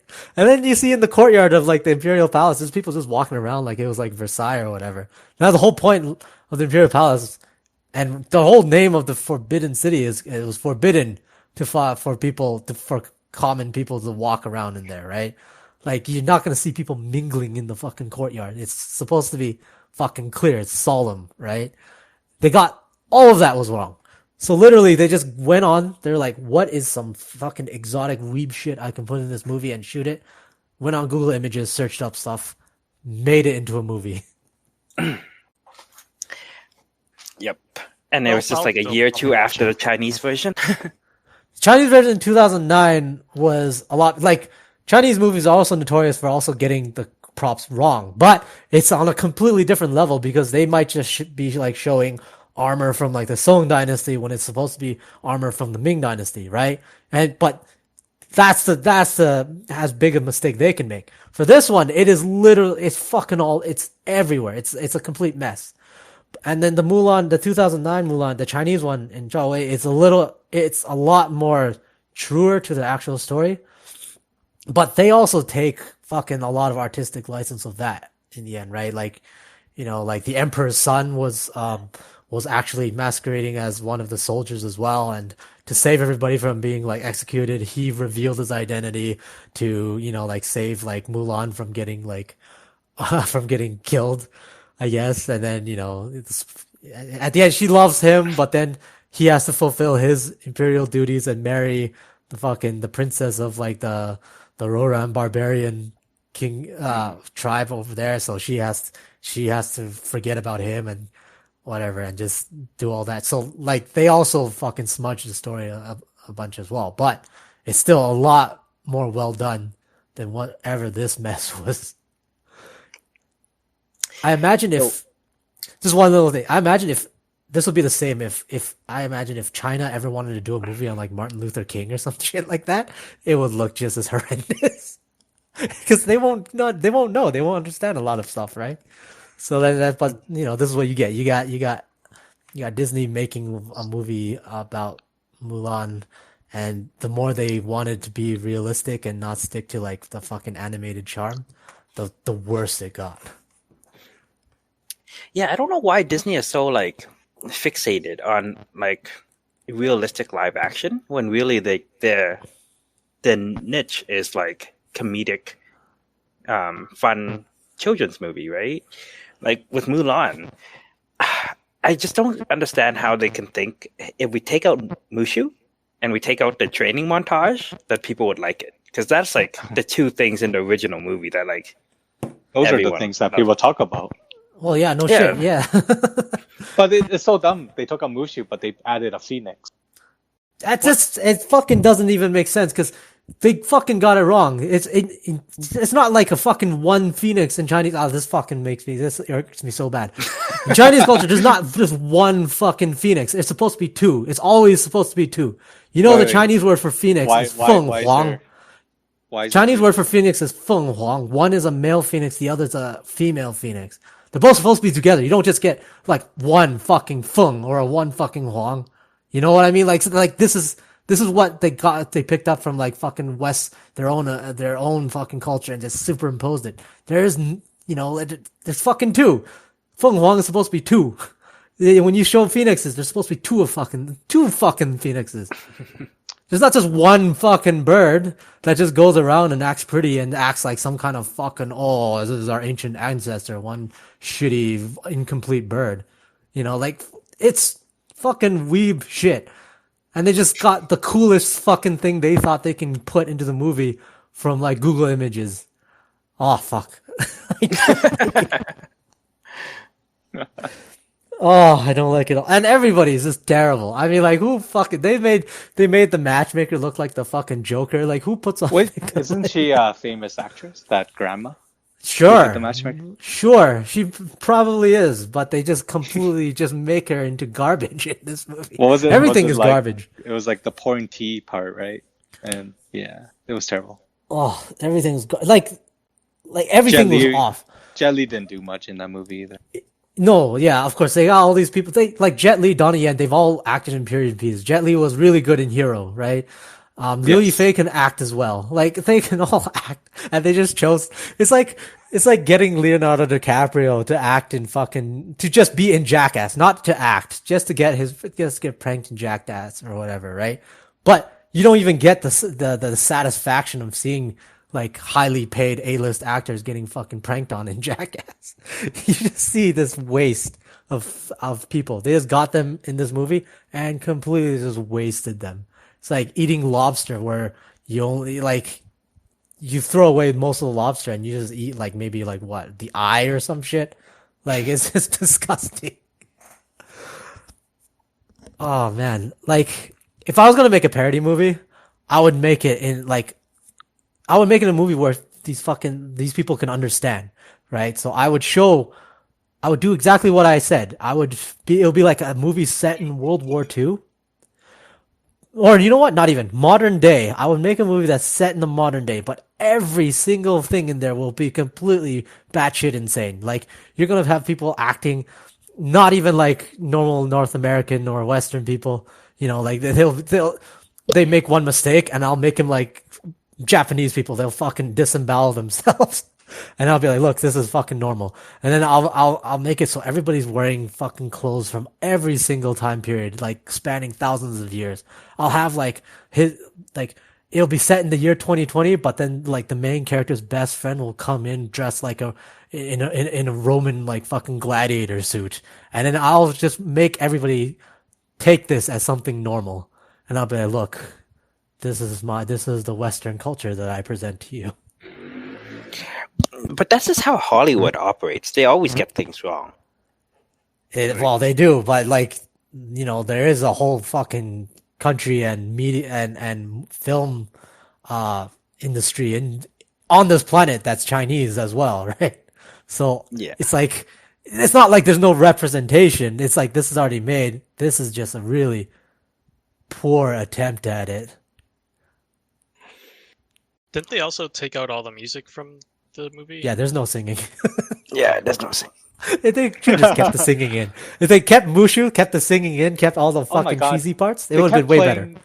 They kept playing Reflection on the background, Yeah, like the song, and they only showed it at the end too.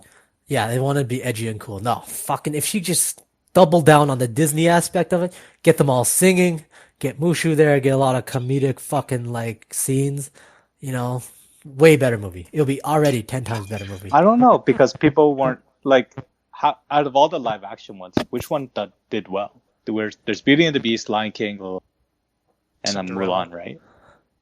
I think Cinderella Aladdin was actions the are best. shit. I think Aladdin was the best. Friend of the show and our buddy and Disney aficionado Adrian would very, very much disagree with you. Disagree on that with one. you, yeah. He With, hated Aladdin? Aladdin.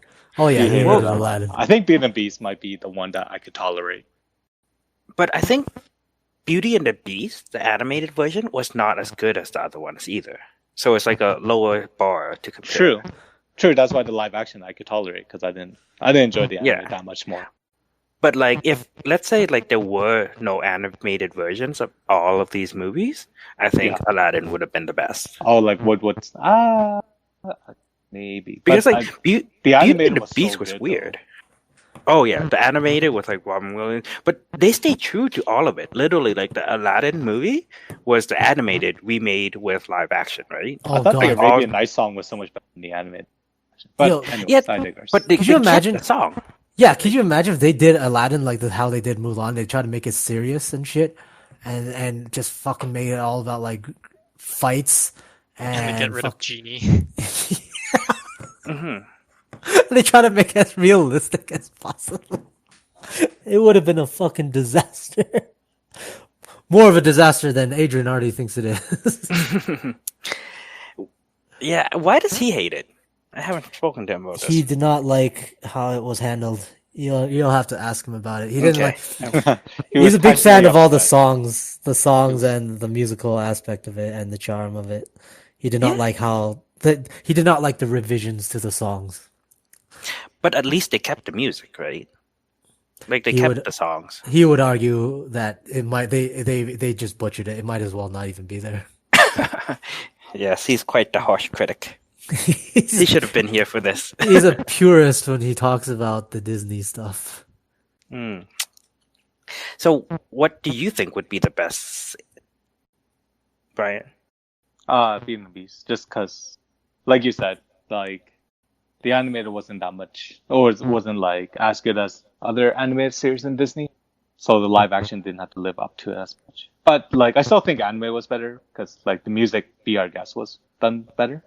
But like the live action was, I think each live action, Disney tried to do something interesting technology wise, right? Because Lion King, they made like real animals, right? And to do that with all the graphics was like quite a feat. The only thing is they lost the feeling of animated characters, so the music didn't have that charm. Zinzin was saying, and I think Beauty and the Beast had the same issue because the things that were alive, like the candles and the clocks, they didn't have that much expressions. Yeah, they look kind of nothing. robotic. Yeah, Exactly. like their faces, their expressions are really small. You couldn't really see, like especially the candle guy. Well, this kind of But ties yeah. in. I just pulled up because I saw this recently on Reddit. There was a comparison between all the live-action Disney movies compared to the cartoon and the disparity of the ratings based on IMDb. And the biggest disparity would, I think, obviously be for Mulan, followed by Lion King. And the best ones were, like, the closest was Jungle Book, followed by Cinderella, and then Beauty and the Beast. Oh There's yeah, a Jungle bunch Book. in the middle, Aladdin's in the middle. There was a Is Jungle 1 Book a Disney thing? point difference. Yeah, well, the animated thing was a Disney thing, wasn't it? Not like the actual story of the Jungle Book. Huh. Yeah. I didn't think it was.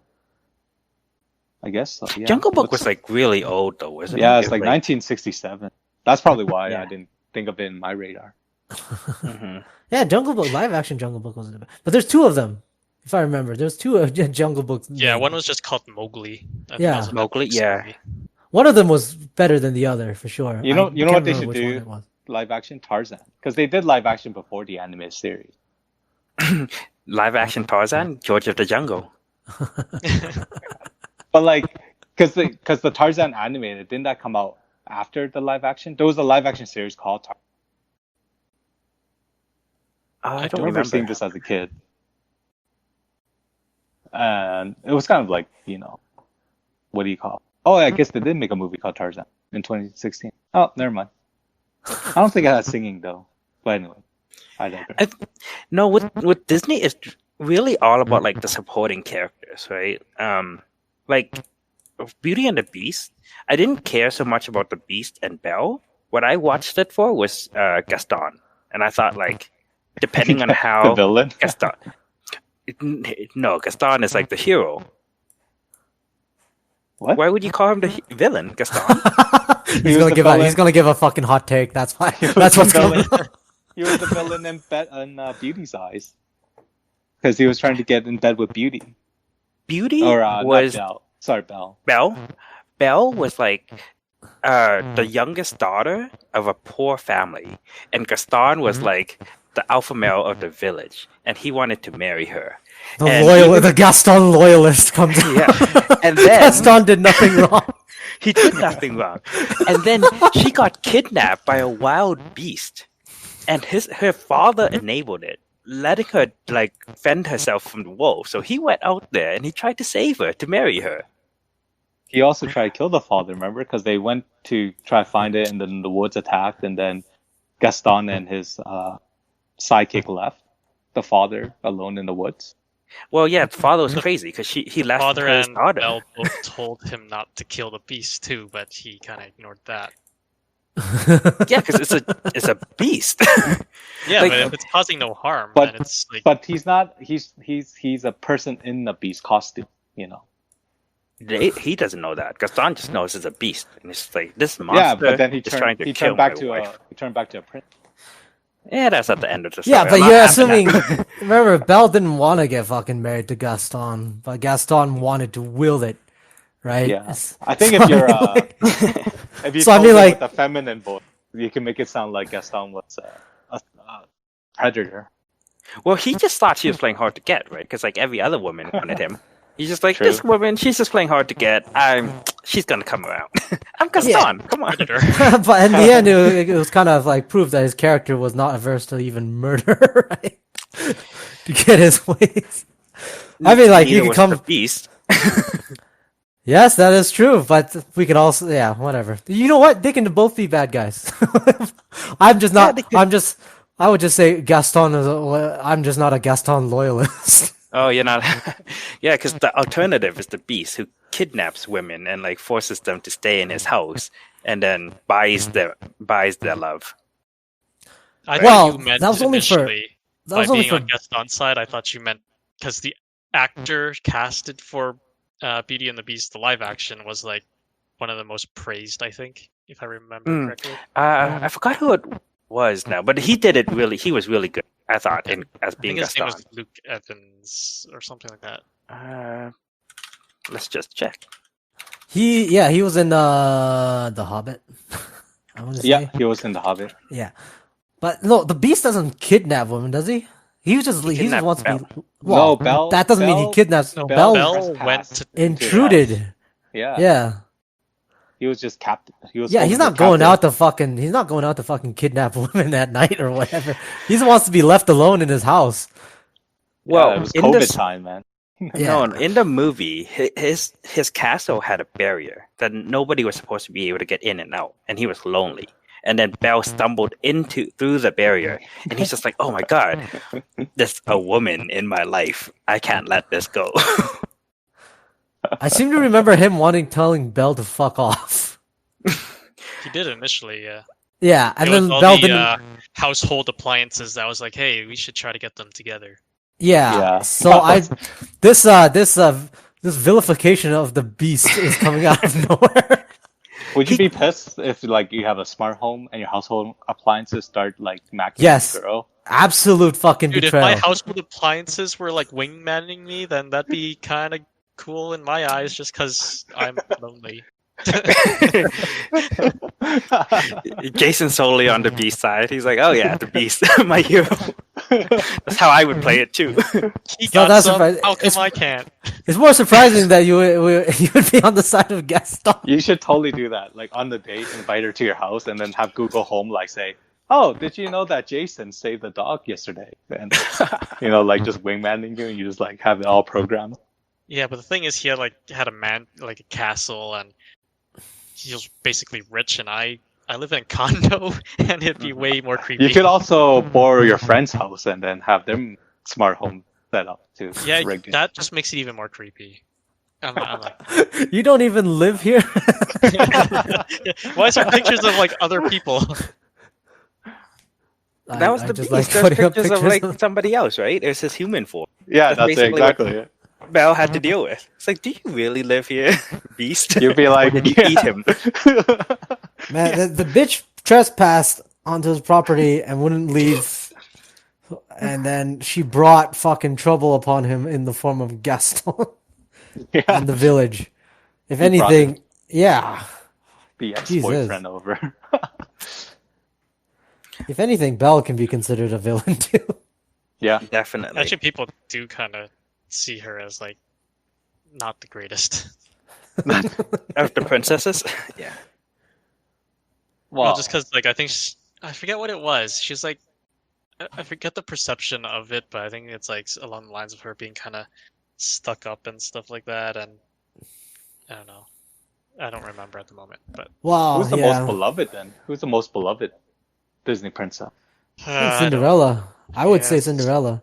just Because if you she's think like- about it, a lot of Disney princesses, they're all fucking part of nobility and shit, right? Different class of people. Cinderella was true, the working man's daughter. the she rags was- to riches story. Yeah, Rex. she lived the life of the rags. Wasn't also the Princess and the Frog the black woman? Isn't she also rags to riches from New Orleans? Yeah, pretty much. But it's she only got- because she's black, so she's probably. Look, I never watched it. I didn't know she was just from New Orleans. I thought she was like an actual princess or something. I actually don't even know how she became a princess. But anyways, Yeah. You can't be royalty if you're from New Orleans. Well, that's the thing. The term Disney princess. It's kind of broader than that because some of them, like Mulan, is a princesses? princess. Mm. Pocahontas isn't princess, is she? Because I don't think Native Technically, Indians no. She's think like of. the chief's daughter. So. Well, Yeah. she's of that. She's like the ruling character's daughter. Yeah, she's part of She's that a ruling- mobility that has no nobility because the European As, far- settlers took it as over. far as you can argue for like the native noble aristocracy, like she was be chieftain's daughter. They don't really own any land, but she is in a position, I guess, of It's some like sort an of equivalency. power. Yeah, at least a dynastic, a hereditary power. But she's an object to be kind of married off in that society. And all these society, all these princesses are supposed to be objects to be married off. If you really have to dive deep down into it. It was a Not different else, time. right? Elsa's story is all about not marrying anyone. Well, Elsa is the daughter of the king and queen. Yeah. She's nobility. She's They all know nobility, of course. the But moment she's you also get like a god, right? Because at the end of the second one, she became like a element or something. spoilers. Oh well. Yeah, she's So the she even avatar. she elevated above the fucking like ruling the ruling family. Yeah, aristocracy. second one wasn't as good. Ah.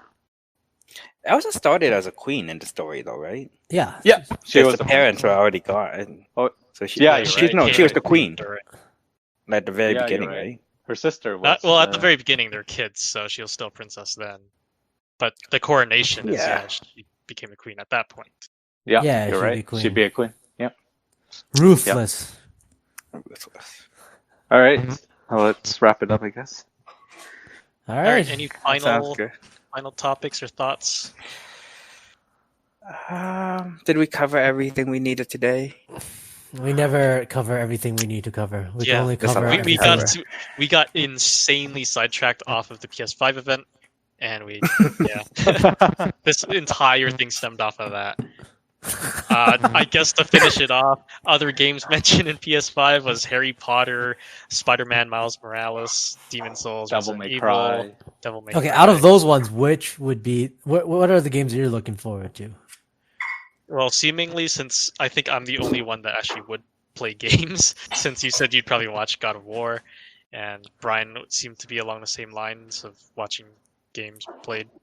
Yeah. I well, this is am assuming most- is Yeah, it's just because of PS5 would be expensive for one game. Oh, yeah. I think I would get a PS5 just because at one point my friend will ask for his PS4 back. I'm enjoying Street Fighter 5. Fucking- I Okay. might need a median to play it. Assuming we can afford the PS5, what would be your top games? mine- Well, I can afford it. It's just I choose not to buy it. I'll likely get one. The ones I'm looking forward to is Final Fantasy, Harry Potter to an extent because it's from a studio that isn't well known. They did like Disney games and stuff, but that's pretty much all they're known for. And Spider-Man, it's basically like the Spider-Man game for PS4, which is amazing. But I don't think this one's like as big of a game, so I'm looking forward to it, but I don't know if it'd be along the top. And of course, God of War is gonna be up there. Yeah. Which game did you leave out then? Resident Evil, because I'm not as big of a fan of that it's than Village. my friends. I'll like watch my friend play, but horror isn't my type of thing. Mm-hmm. And Demon Souls, I never really played the Dark Souls type of games. It's a remake, though. Yeah, but I that's not really my type of game either. It's one that I wouldn't mind playing, but I wouldn't want to spend like whatever.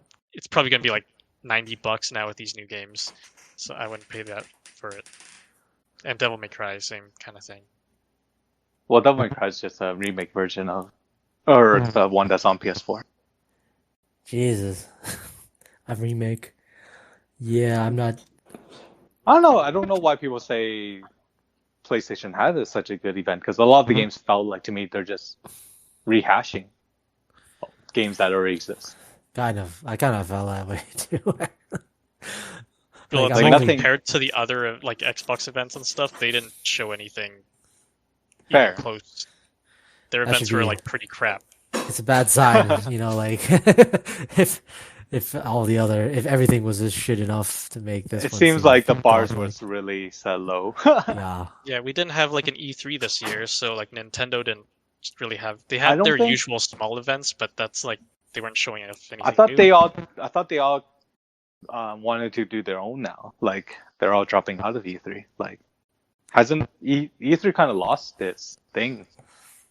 Like no one wants to do They still E3. have their own things basically, but they still do it around E3, like the timeline of it and everything. Oh, But yeah, this year was kind of messed up due to COVID. That I think that threw everything into disarray. So yeah, I think for me, like PlayStation and Xbox has not been interesting for a long time. Oh yeah. And I think the only company that's really innovative is Nintendo. Yeah. Like their whole consoles, everything is just like new every release, and I find they are more interesting. Whereas like Xbox and PC, they're just coming out with like a better computer every generation, and it's, you could argue that Nintendo's just coming out with a better handheld because they kind of Yeah, gave up but on the console. yeah, Nintendo owns handhelds for sure, but Nintendo's the only company that like goes out of their way to do weird, messed up stuff, like Like innovative stuff. Yeah, Whereas they're like still willing to Sony and Microsoft, they're just going for like spec-wise, Tried this and true. is powerful. Yeah. and I remakes. agree right? with that. Like Nintendo is like new, like there's a lot of remakes too, but like every generation seems to have like a new game style that really takes off. But And I Nintendo's don't also flawed that it's hit or miss too, like for their whole consoles. Like Wii U failed miserably, but it's usually after a fail that they come out with something good. Like Switch came out after Wii U, and How If you go successful further is the back, Switch though? Like, I guess Zelda was a really good game, and Switch maybe was Smash amazingly Ultimate. successful. Yeah, I think every console for Nintendo is. I think most of them are hits, and like the Wii U was like the exception in the last 10 years, right? you could technically count Wii U's not a console standalone console because it was like an add-on, right, or addition to Wii. The Wii. To the Wii, yeah. It technically was a new console, but Mhm. yeah, like even Nintendo, they kind of dismissed the Wii U as being a thing. Like even Zinzin has the Switch, right? That's where you I play have the the Switch, Wii yeah. game. You play Yeah, that yeah. I got the Switch. that workout game. Yeah, you got a lot more stuff to do with the wife, with the Wii, instead of just, like fucking my computer's like stronger than the consoles that I have right now, and then, like you're always, I don't know, like it seems that I think Phil got at something like like PlayStation and Xbox, they kind of just stick with their bread and butter, but like bread and butter of like 2000s, right? It's just every successive console is just, comes up also the success of exclusives as well, right? So you had Halo for Xbox, and you had fucking like all the other stuff like Metal Gear, and I guess God of War is probably that exclusive for PS right now. But aside from that, like what do they actually do that's really that's so different, and like what kind of new stuff they coming out? Not really. It's just a more powerful PlayStation. From 5 to 1 is just a more powerful PlayStation. But it's like, can you compare the Switch to like fucking what 64? Right? It's different. So yeah, like the whole since thing the is original Nintendo, it's like you've all probably seen it, but there's like the I guess table or whatever of showing like just the controller evolutions, and it's like Sony, the PlayStation controllers basically haven't changed since the PlayStation 1. Very They little, added yeah. the dual shock, the analog sticks and stuff like that, but overall form factor and everything's still the same. Xbox, same thing. You got like bulkier at one point and stuff like that, but the layout's Still the still same always the thing, same. Yeah, and then But I Nintendo, feel like you get like Nintendo's unfair a though, because they have the rectangle longer and- history.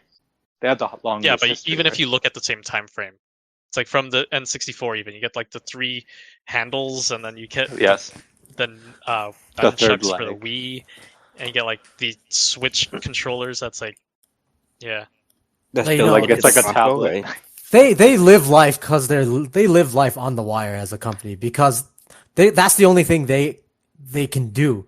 Like Microsoft and Sony, they're not only in the fucking game console business, right? So like, especially Microsoft. So fucking Xbox does bad or whatever. Whatever, it's fine. Nintendo, if they fucking go down too hard, that's They're it. done. They're done. They can only do games. That's literally all they have. It's kind of like the Sega Genesis. After they can compete in games, they're just history. So I mean, like, so maybe that makes them go balls to the walls a little bit more. But like, it's kind of like that desperation. Whether they get better from it or whether they just become like old Gil, I don't know. That's up to them. But PlayStation, Xbox, yeah, literally the same shit. Like, if they didn't have the games that are exclusive to them, I don't know why people would buy them. I heard this argument in gaming where how when Nintendo sold the console, like the first Nintendo NES, they market it as a toy, and the reason is because I think if you market it as electronics, you have to pay to retails. Like they had a law where when you sell it to retail, whatever percentage you had to give a percentage that you would buy back if they can't sell it all. So Nintendo got around it by calling it a toy. But then if you call it a toy, you have to either call it a guy toy or a girl's toy to know what aisle to put in. So they call it a guy's toy. And they said that because of this decision, the inception of girl gamers having the issue they have today because of that. That then it created a generation of guys games. Yeah, well, I don't know. This sounds like a bunch of fucking like just a bunch of like backwards bullshit or whatever. Like, most of the people don't even know this, right? So I don't think they can just be like, oh man, it's because back then in the late 80s, because that first NES was sold as a boy section, I, as a girl gamer, just fucking can't, I just face all these difficulties. Like, I don't think that, like, well, it's actually, and there's another tag on was they created Rob the Robot, that little Rob toy, that to support the idea that NES was a toy, not electronics. That's why they created that little toy. Anyways, I think you're right. I mean, it's probably like a huge stretch to say that one decision was blamed for everything, but I could see it as part of the narrative as why girl gamers have it so hard now. I think just create this culture. It's just that history, the culture of it. Yeah, it was, like the games. However you want to say it, like girls were expected to do a certain thing, guys were expected to do a certain thing. Well, even the software wasn't designed for girls anyway. Your characters were always male figures. Like you were saving the princess, like you were saving the prince or anything. It wasn't. Girl centric. I think it's really game. It's just a lot of things in general in society were a lot male oriented, like even fucking chess players and shit, right? And it's a lot of these things were just dominated by males. And it was just a cultural and societal thing. And then, like, eventually, like, there's nothing that stops a woman from doing the same things, right? It's literally just an artificial one imposed kind of just through the experience of society. But once, like, they say, hey, fucking, there's really nothing stopping, like, there's no difference, whatever, then, you can see there's nothing really stopping anybody. It's just societal stuff, made up societal stuff that girl gamers are, I guess they get grief, right? Oh, there's not enough male representation. Well, that's a societal thing, right? Whatnot. Maybe it's societal, but like in terms of like chess, where there is no like gender bias, female chess players can't compete at the highest levels against the males. It's not even like, I'm not saying it's like a gender thing. It's just like statistically, you take the best, like it's like just pure like result based. Like you take the best female chess player, compete against the best male chess players, the male is gonna win. But you also don't have as many female chess players as male. Like there's a larger pool of male chess players to pick from. But they're not forced to only compete amongst themselves, right? Like a chess player can compete. No, they're not. But what I'm saying is you have because you have more male people, the likelihood of one of them being the strongest player in the world is higher than a female pool because you have less females to choose from. Yeah, I mean, like the sample is because you also have to take in like statistics. It's out of context too because imagine. Well, the most of the male players playing in chess, even the big shots, usually if you can point to like some genesis of how they would get interested in chess, usually it's what? It's their father or their grandfather or whoever playing chess with them, and then they started loving the game and whatnot, right? You don't have mothers and fucking grandmothers and whatever playing chess. You don't have that sort of like that norm, right? You don't have that thing coming in. So obviously, when you look at statistics, that will be already a bias in front of it. So then, if you look at it just from right now, you'd be like, oh, why is it? You gotta ask these things like, okay, if there's nothing literally stopping women from playing chess, why are there so less, women chess players compared to male? If you don't take in the whole, like, the whole progress, the whole origin of this, the context, then you'll be like, fucking, what is this? This is magic then, right? If there's nothing literally stopping them, why don't they have it? Oh, it's because of that. And then you can say, okay, well, back then, yeah, fucking chess was seen as a male game, right? Your father plays it, your grandfather plays it, they all That's the fucking guy's play toy. it. Yeah, when they come around and play with each other. There you go. They weren't in the Barbie section. They were in the guys' toy section. Yeah. Yeah, but I mean that could have been the case 100 years ago. But I think in the last 50 years, women have really been. I don't buy the story that goes there are The no last girl 50 gamers. years would just be 1970s. I don't think Right. there was a lot of women playing chess in the 1970s. It wasn't like a thing, Oh, But I mean, that's the thing is you need time to catch up. And what is the incentive for women to play chess today, anyways, versus something else like becoming internet? in terms of what? Never mind. like you give it enough time and you want to take and you can get fucking you can say the same thing to these guys. There's not much guys in a lot of these women denominated things that doesn't really take too much physical distance to handle. It is something that kind of it's just rooted in history so far. I mean, you're not asking for fucking, women hockey players to be in the NHL or whatever, right? Or for them to compete in the same weight class when they fight.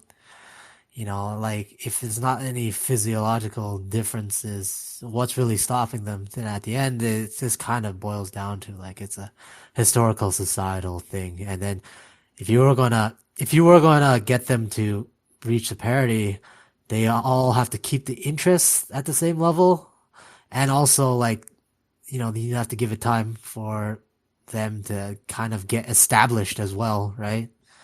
So then maybe you won't see women chess players now, but if chess becomes a really big thing and everybody wants to play chess, and there's no societal fucking barriers to women wanting to play chess, there's no fucking taboo or whatever. You're likely to see them just fucking reach parity. You'll get a 50-50 split between both of them. It'll just take time. 50 years from now, 50 years back, fucking still not enough time, right? 1970s. Yeah, perhaps. I don't know. We'll see where it goes because in other games, women have caught up really quickly. Yeah, so exactly. So, that supports the argument, right? You take away these artificial barriers, nothing really stops it. What's another game you're thinking of? Another game.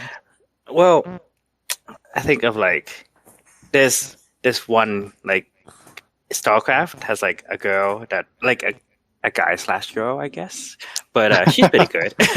She's Okay. pretty good. But she's good enough to be, I would say, top 10. And Because the last female professional StarCraft player I can think of is Toss Girl. Yeah. I'm even talking about Scarlet.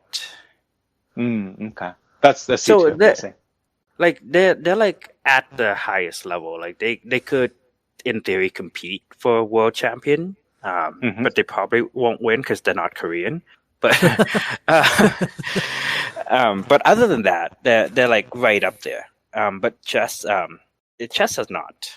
But it's kind of weird because with chess, once you have that chess genius of that generation, it seems like nobody can beat them, even though the game is everyone's playing the same game, everyone sees the same pieces. no human being. But if you have no human being can beat them. So if you have a computer, They'll draw. He'll draw supercomputers. It's crazy. Oh, you're saying he as in Magnus? He can always He Magnus. can always draw Alpha Zero. Magnus is good, Probably, but Magnus he does make is- mistake. He does loses. He is human. Like he's He is. not known for losing, but he has lost before He has okay, yeah. to humans too. He has lost to humans. So, and we know that computers they don't make mistake.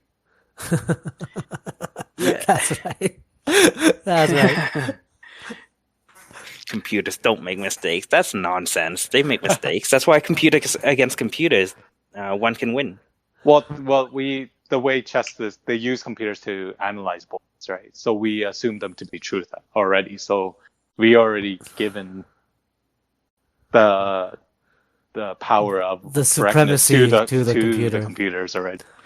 No, that's kind of not true because the computer does the analysis based on algorithms humans deem as valuable, right? It depends on yeah, true. And, So, like, but that's only for some of them. Like for Alpha Zero, they didn't program to tell what are good moves. It learns from itself, right? So in that case, it already determined what's good.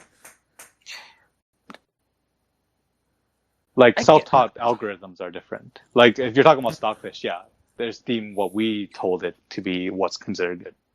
There are self-taught computers, like the DeepMind side, and that's different. Yeah, that's true. I think well, I don't really know because as far as I know, the supercomputer games that they play against humans and stuff, they kind of limit the processing powers of they handicap the computers basically, and basically the more optimized and efficient calculating computer wins out because of the imposed limitations. So like Stockfish versus Alpha Zero, they would like Stockfish doesn't have like unlimited computing power to compete against Alpha Zero. So Alpha Zero is like more optimized and thus can win in those games. But if Stockfish had more computing power or if it had more time to think, then people argue that it could have also won. So I really don't know which is true or not. But both of them, like they compute at things that we just can't even comprehend. But that's not fair, right? Because in a sense, it's like saying like, because by giving computer more computing time, you're essentially giving it more time to play. Like, you know how like people play with a clock? Giving someone more computing, giving a computer more computing time is like increasing the time on the clock. You're giving it more time to think. So by limiting it, it's kind of like making sure that we're playing on the same battleground, which I guess it's complicated when there's computers. Yeah, it's about like what is the more efficient way of calculating a solution and what is the more thorough way of calculating the solution. And they handicap it because they don't want I guess if computers can have like be as thorough as possible, they'll just always draw. It's not as exciting. Yeah, exactly. And I think that's why in chess people find blitz more exciting than classical because of people making mistakes and stuff, and that you have to make the best decision based on limited resource, which is time or processing power in your brain. Yeah, because classical is just memorization. They just memorize like as much as they can into a position that's equal. So is blitz because they play moves that they memorize. They play lines that they memorize. Yeah, but in blitz, if you do like a bad move, that can lead you to a win because it throws off the other person's train of thought. Potentially, and it depends on the time crunch, like how much time they have left and stuff. But potentially you can make bad moves and not be punished because they don't have the time to think of what's the right move to make you pay. Right. Yeah. So you can tactics. When there's a time limit, then tactics are involved, and when there's unlimited time, it's just grand strategy. You guys should just play chess together. We tried, Brian. We did play. What do you mean we tried? We did. Yeah, we played. We did play. We'll live stream it for you guys next time when Brian's up for it again. Exciting. Yeah, dude, play on Twitch. He imposes like a million rules to play. It's kind of difficult. Why? Well, I was only trying to impose the time one, but we didn't figure that out until later. He's like, let's time, position. I just wanted to learn. I just wanted to practice. And disposition. Jesus Christ! Why? Just play chess together. Why is this so hard? I know. That's what I said. It's like, let's just play. We'll have unlimited time. You can do whatever you want. And then he's like, no. Let's set up this position. 8 Why? moves in, and then we'll start. What? I want to do this specific opening, and I want you to respond this way to this point, and then we'll play. Sakes, Brian, just play chess. Just play chess the way it was usually played normally. Yeah. See, All Brian, right. everyone's on this board. Everyone wants to watch this fight. Yep, there you have it, audience. Tune in whenever for a chess match between Ryan and Phil. Yeah. Pay-per-view. Next pay-per-view. If we get 20 views. I'm not paying for this shit. You get, yeah, I'm watching this for free. That's my demand. I'm watching this shit for free. We should impose that on the viewers. Like everyone, share this video to a friend, and then if we get like enough people, we'll play. No, just play. No one wants to watch it. Just play. Yeah. Addy wants to watch this. Yeah, that's You guys that's want like to watch it. yeah, it's a handful of people. That's All how it right. starts. I think that's a good place to end, but anyone else have anything to say? Nope. We're good. We're good. This is longer than the fucking Tenet movie by now. We could have absolutely. watched Tenet in the background, and Jesus. we would have been where we began. Yeah, we should just stream the audio from that movie and just get taken down. No, someone would have to report us first. That would mean someone would have to listen to this. Ah. Out of our handful of listeners, I guarantee you half of them would snitch. All right, well, thanks for listening. Please, like, comment, subscribe, my beloved snitchers. Yeah, do whatever you gotta do. All right. And B Money lost his audio. All right, We're well, ending it. bye. All right. Bye, everybody. Adios. Good night.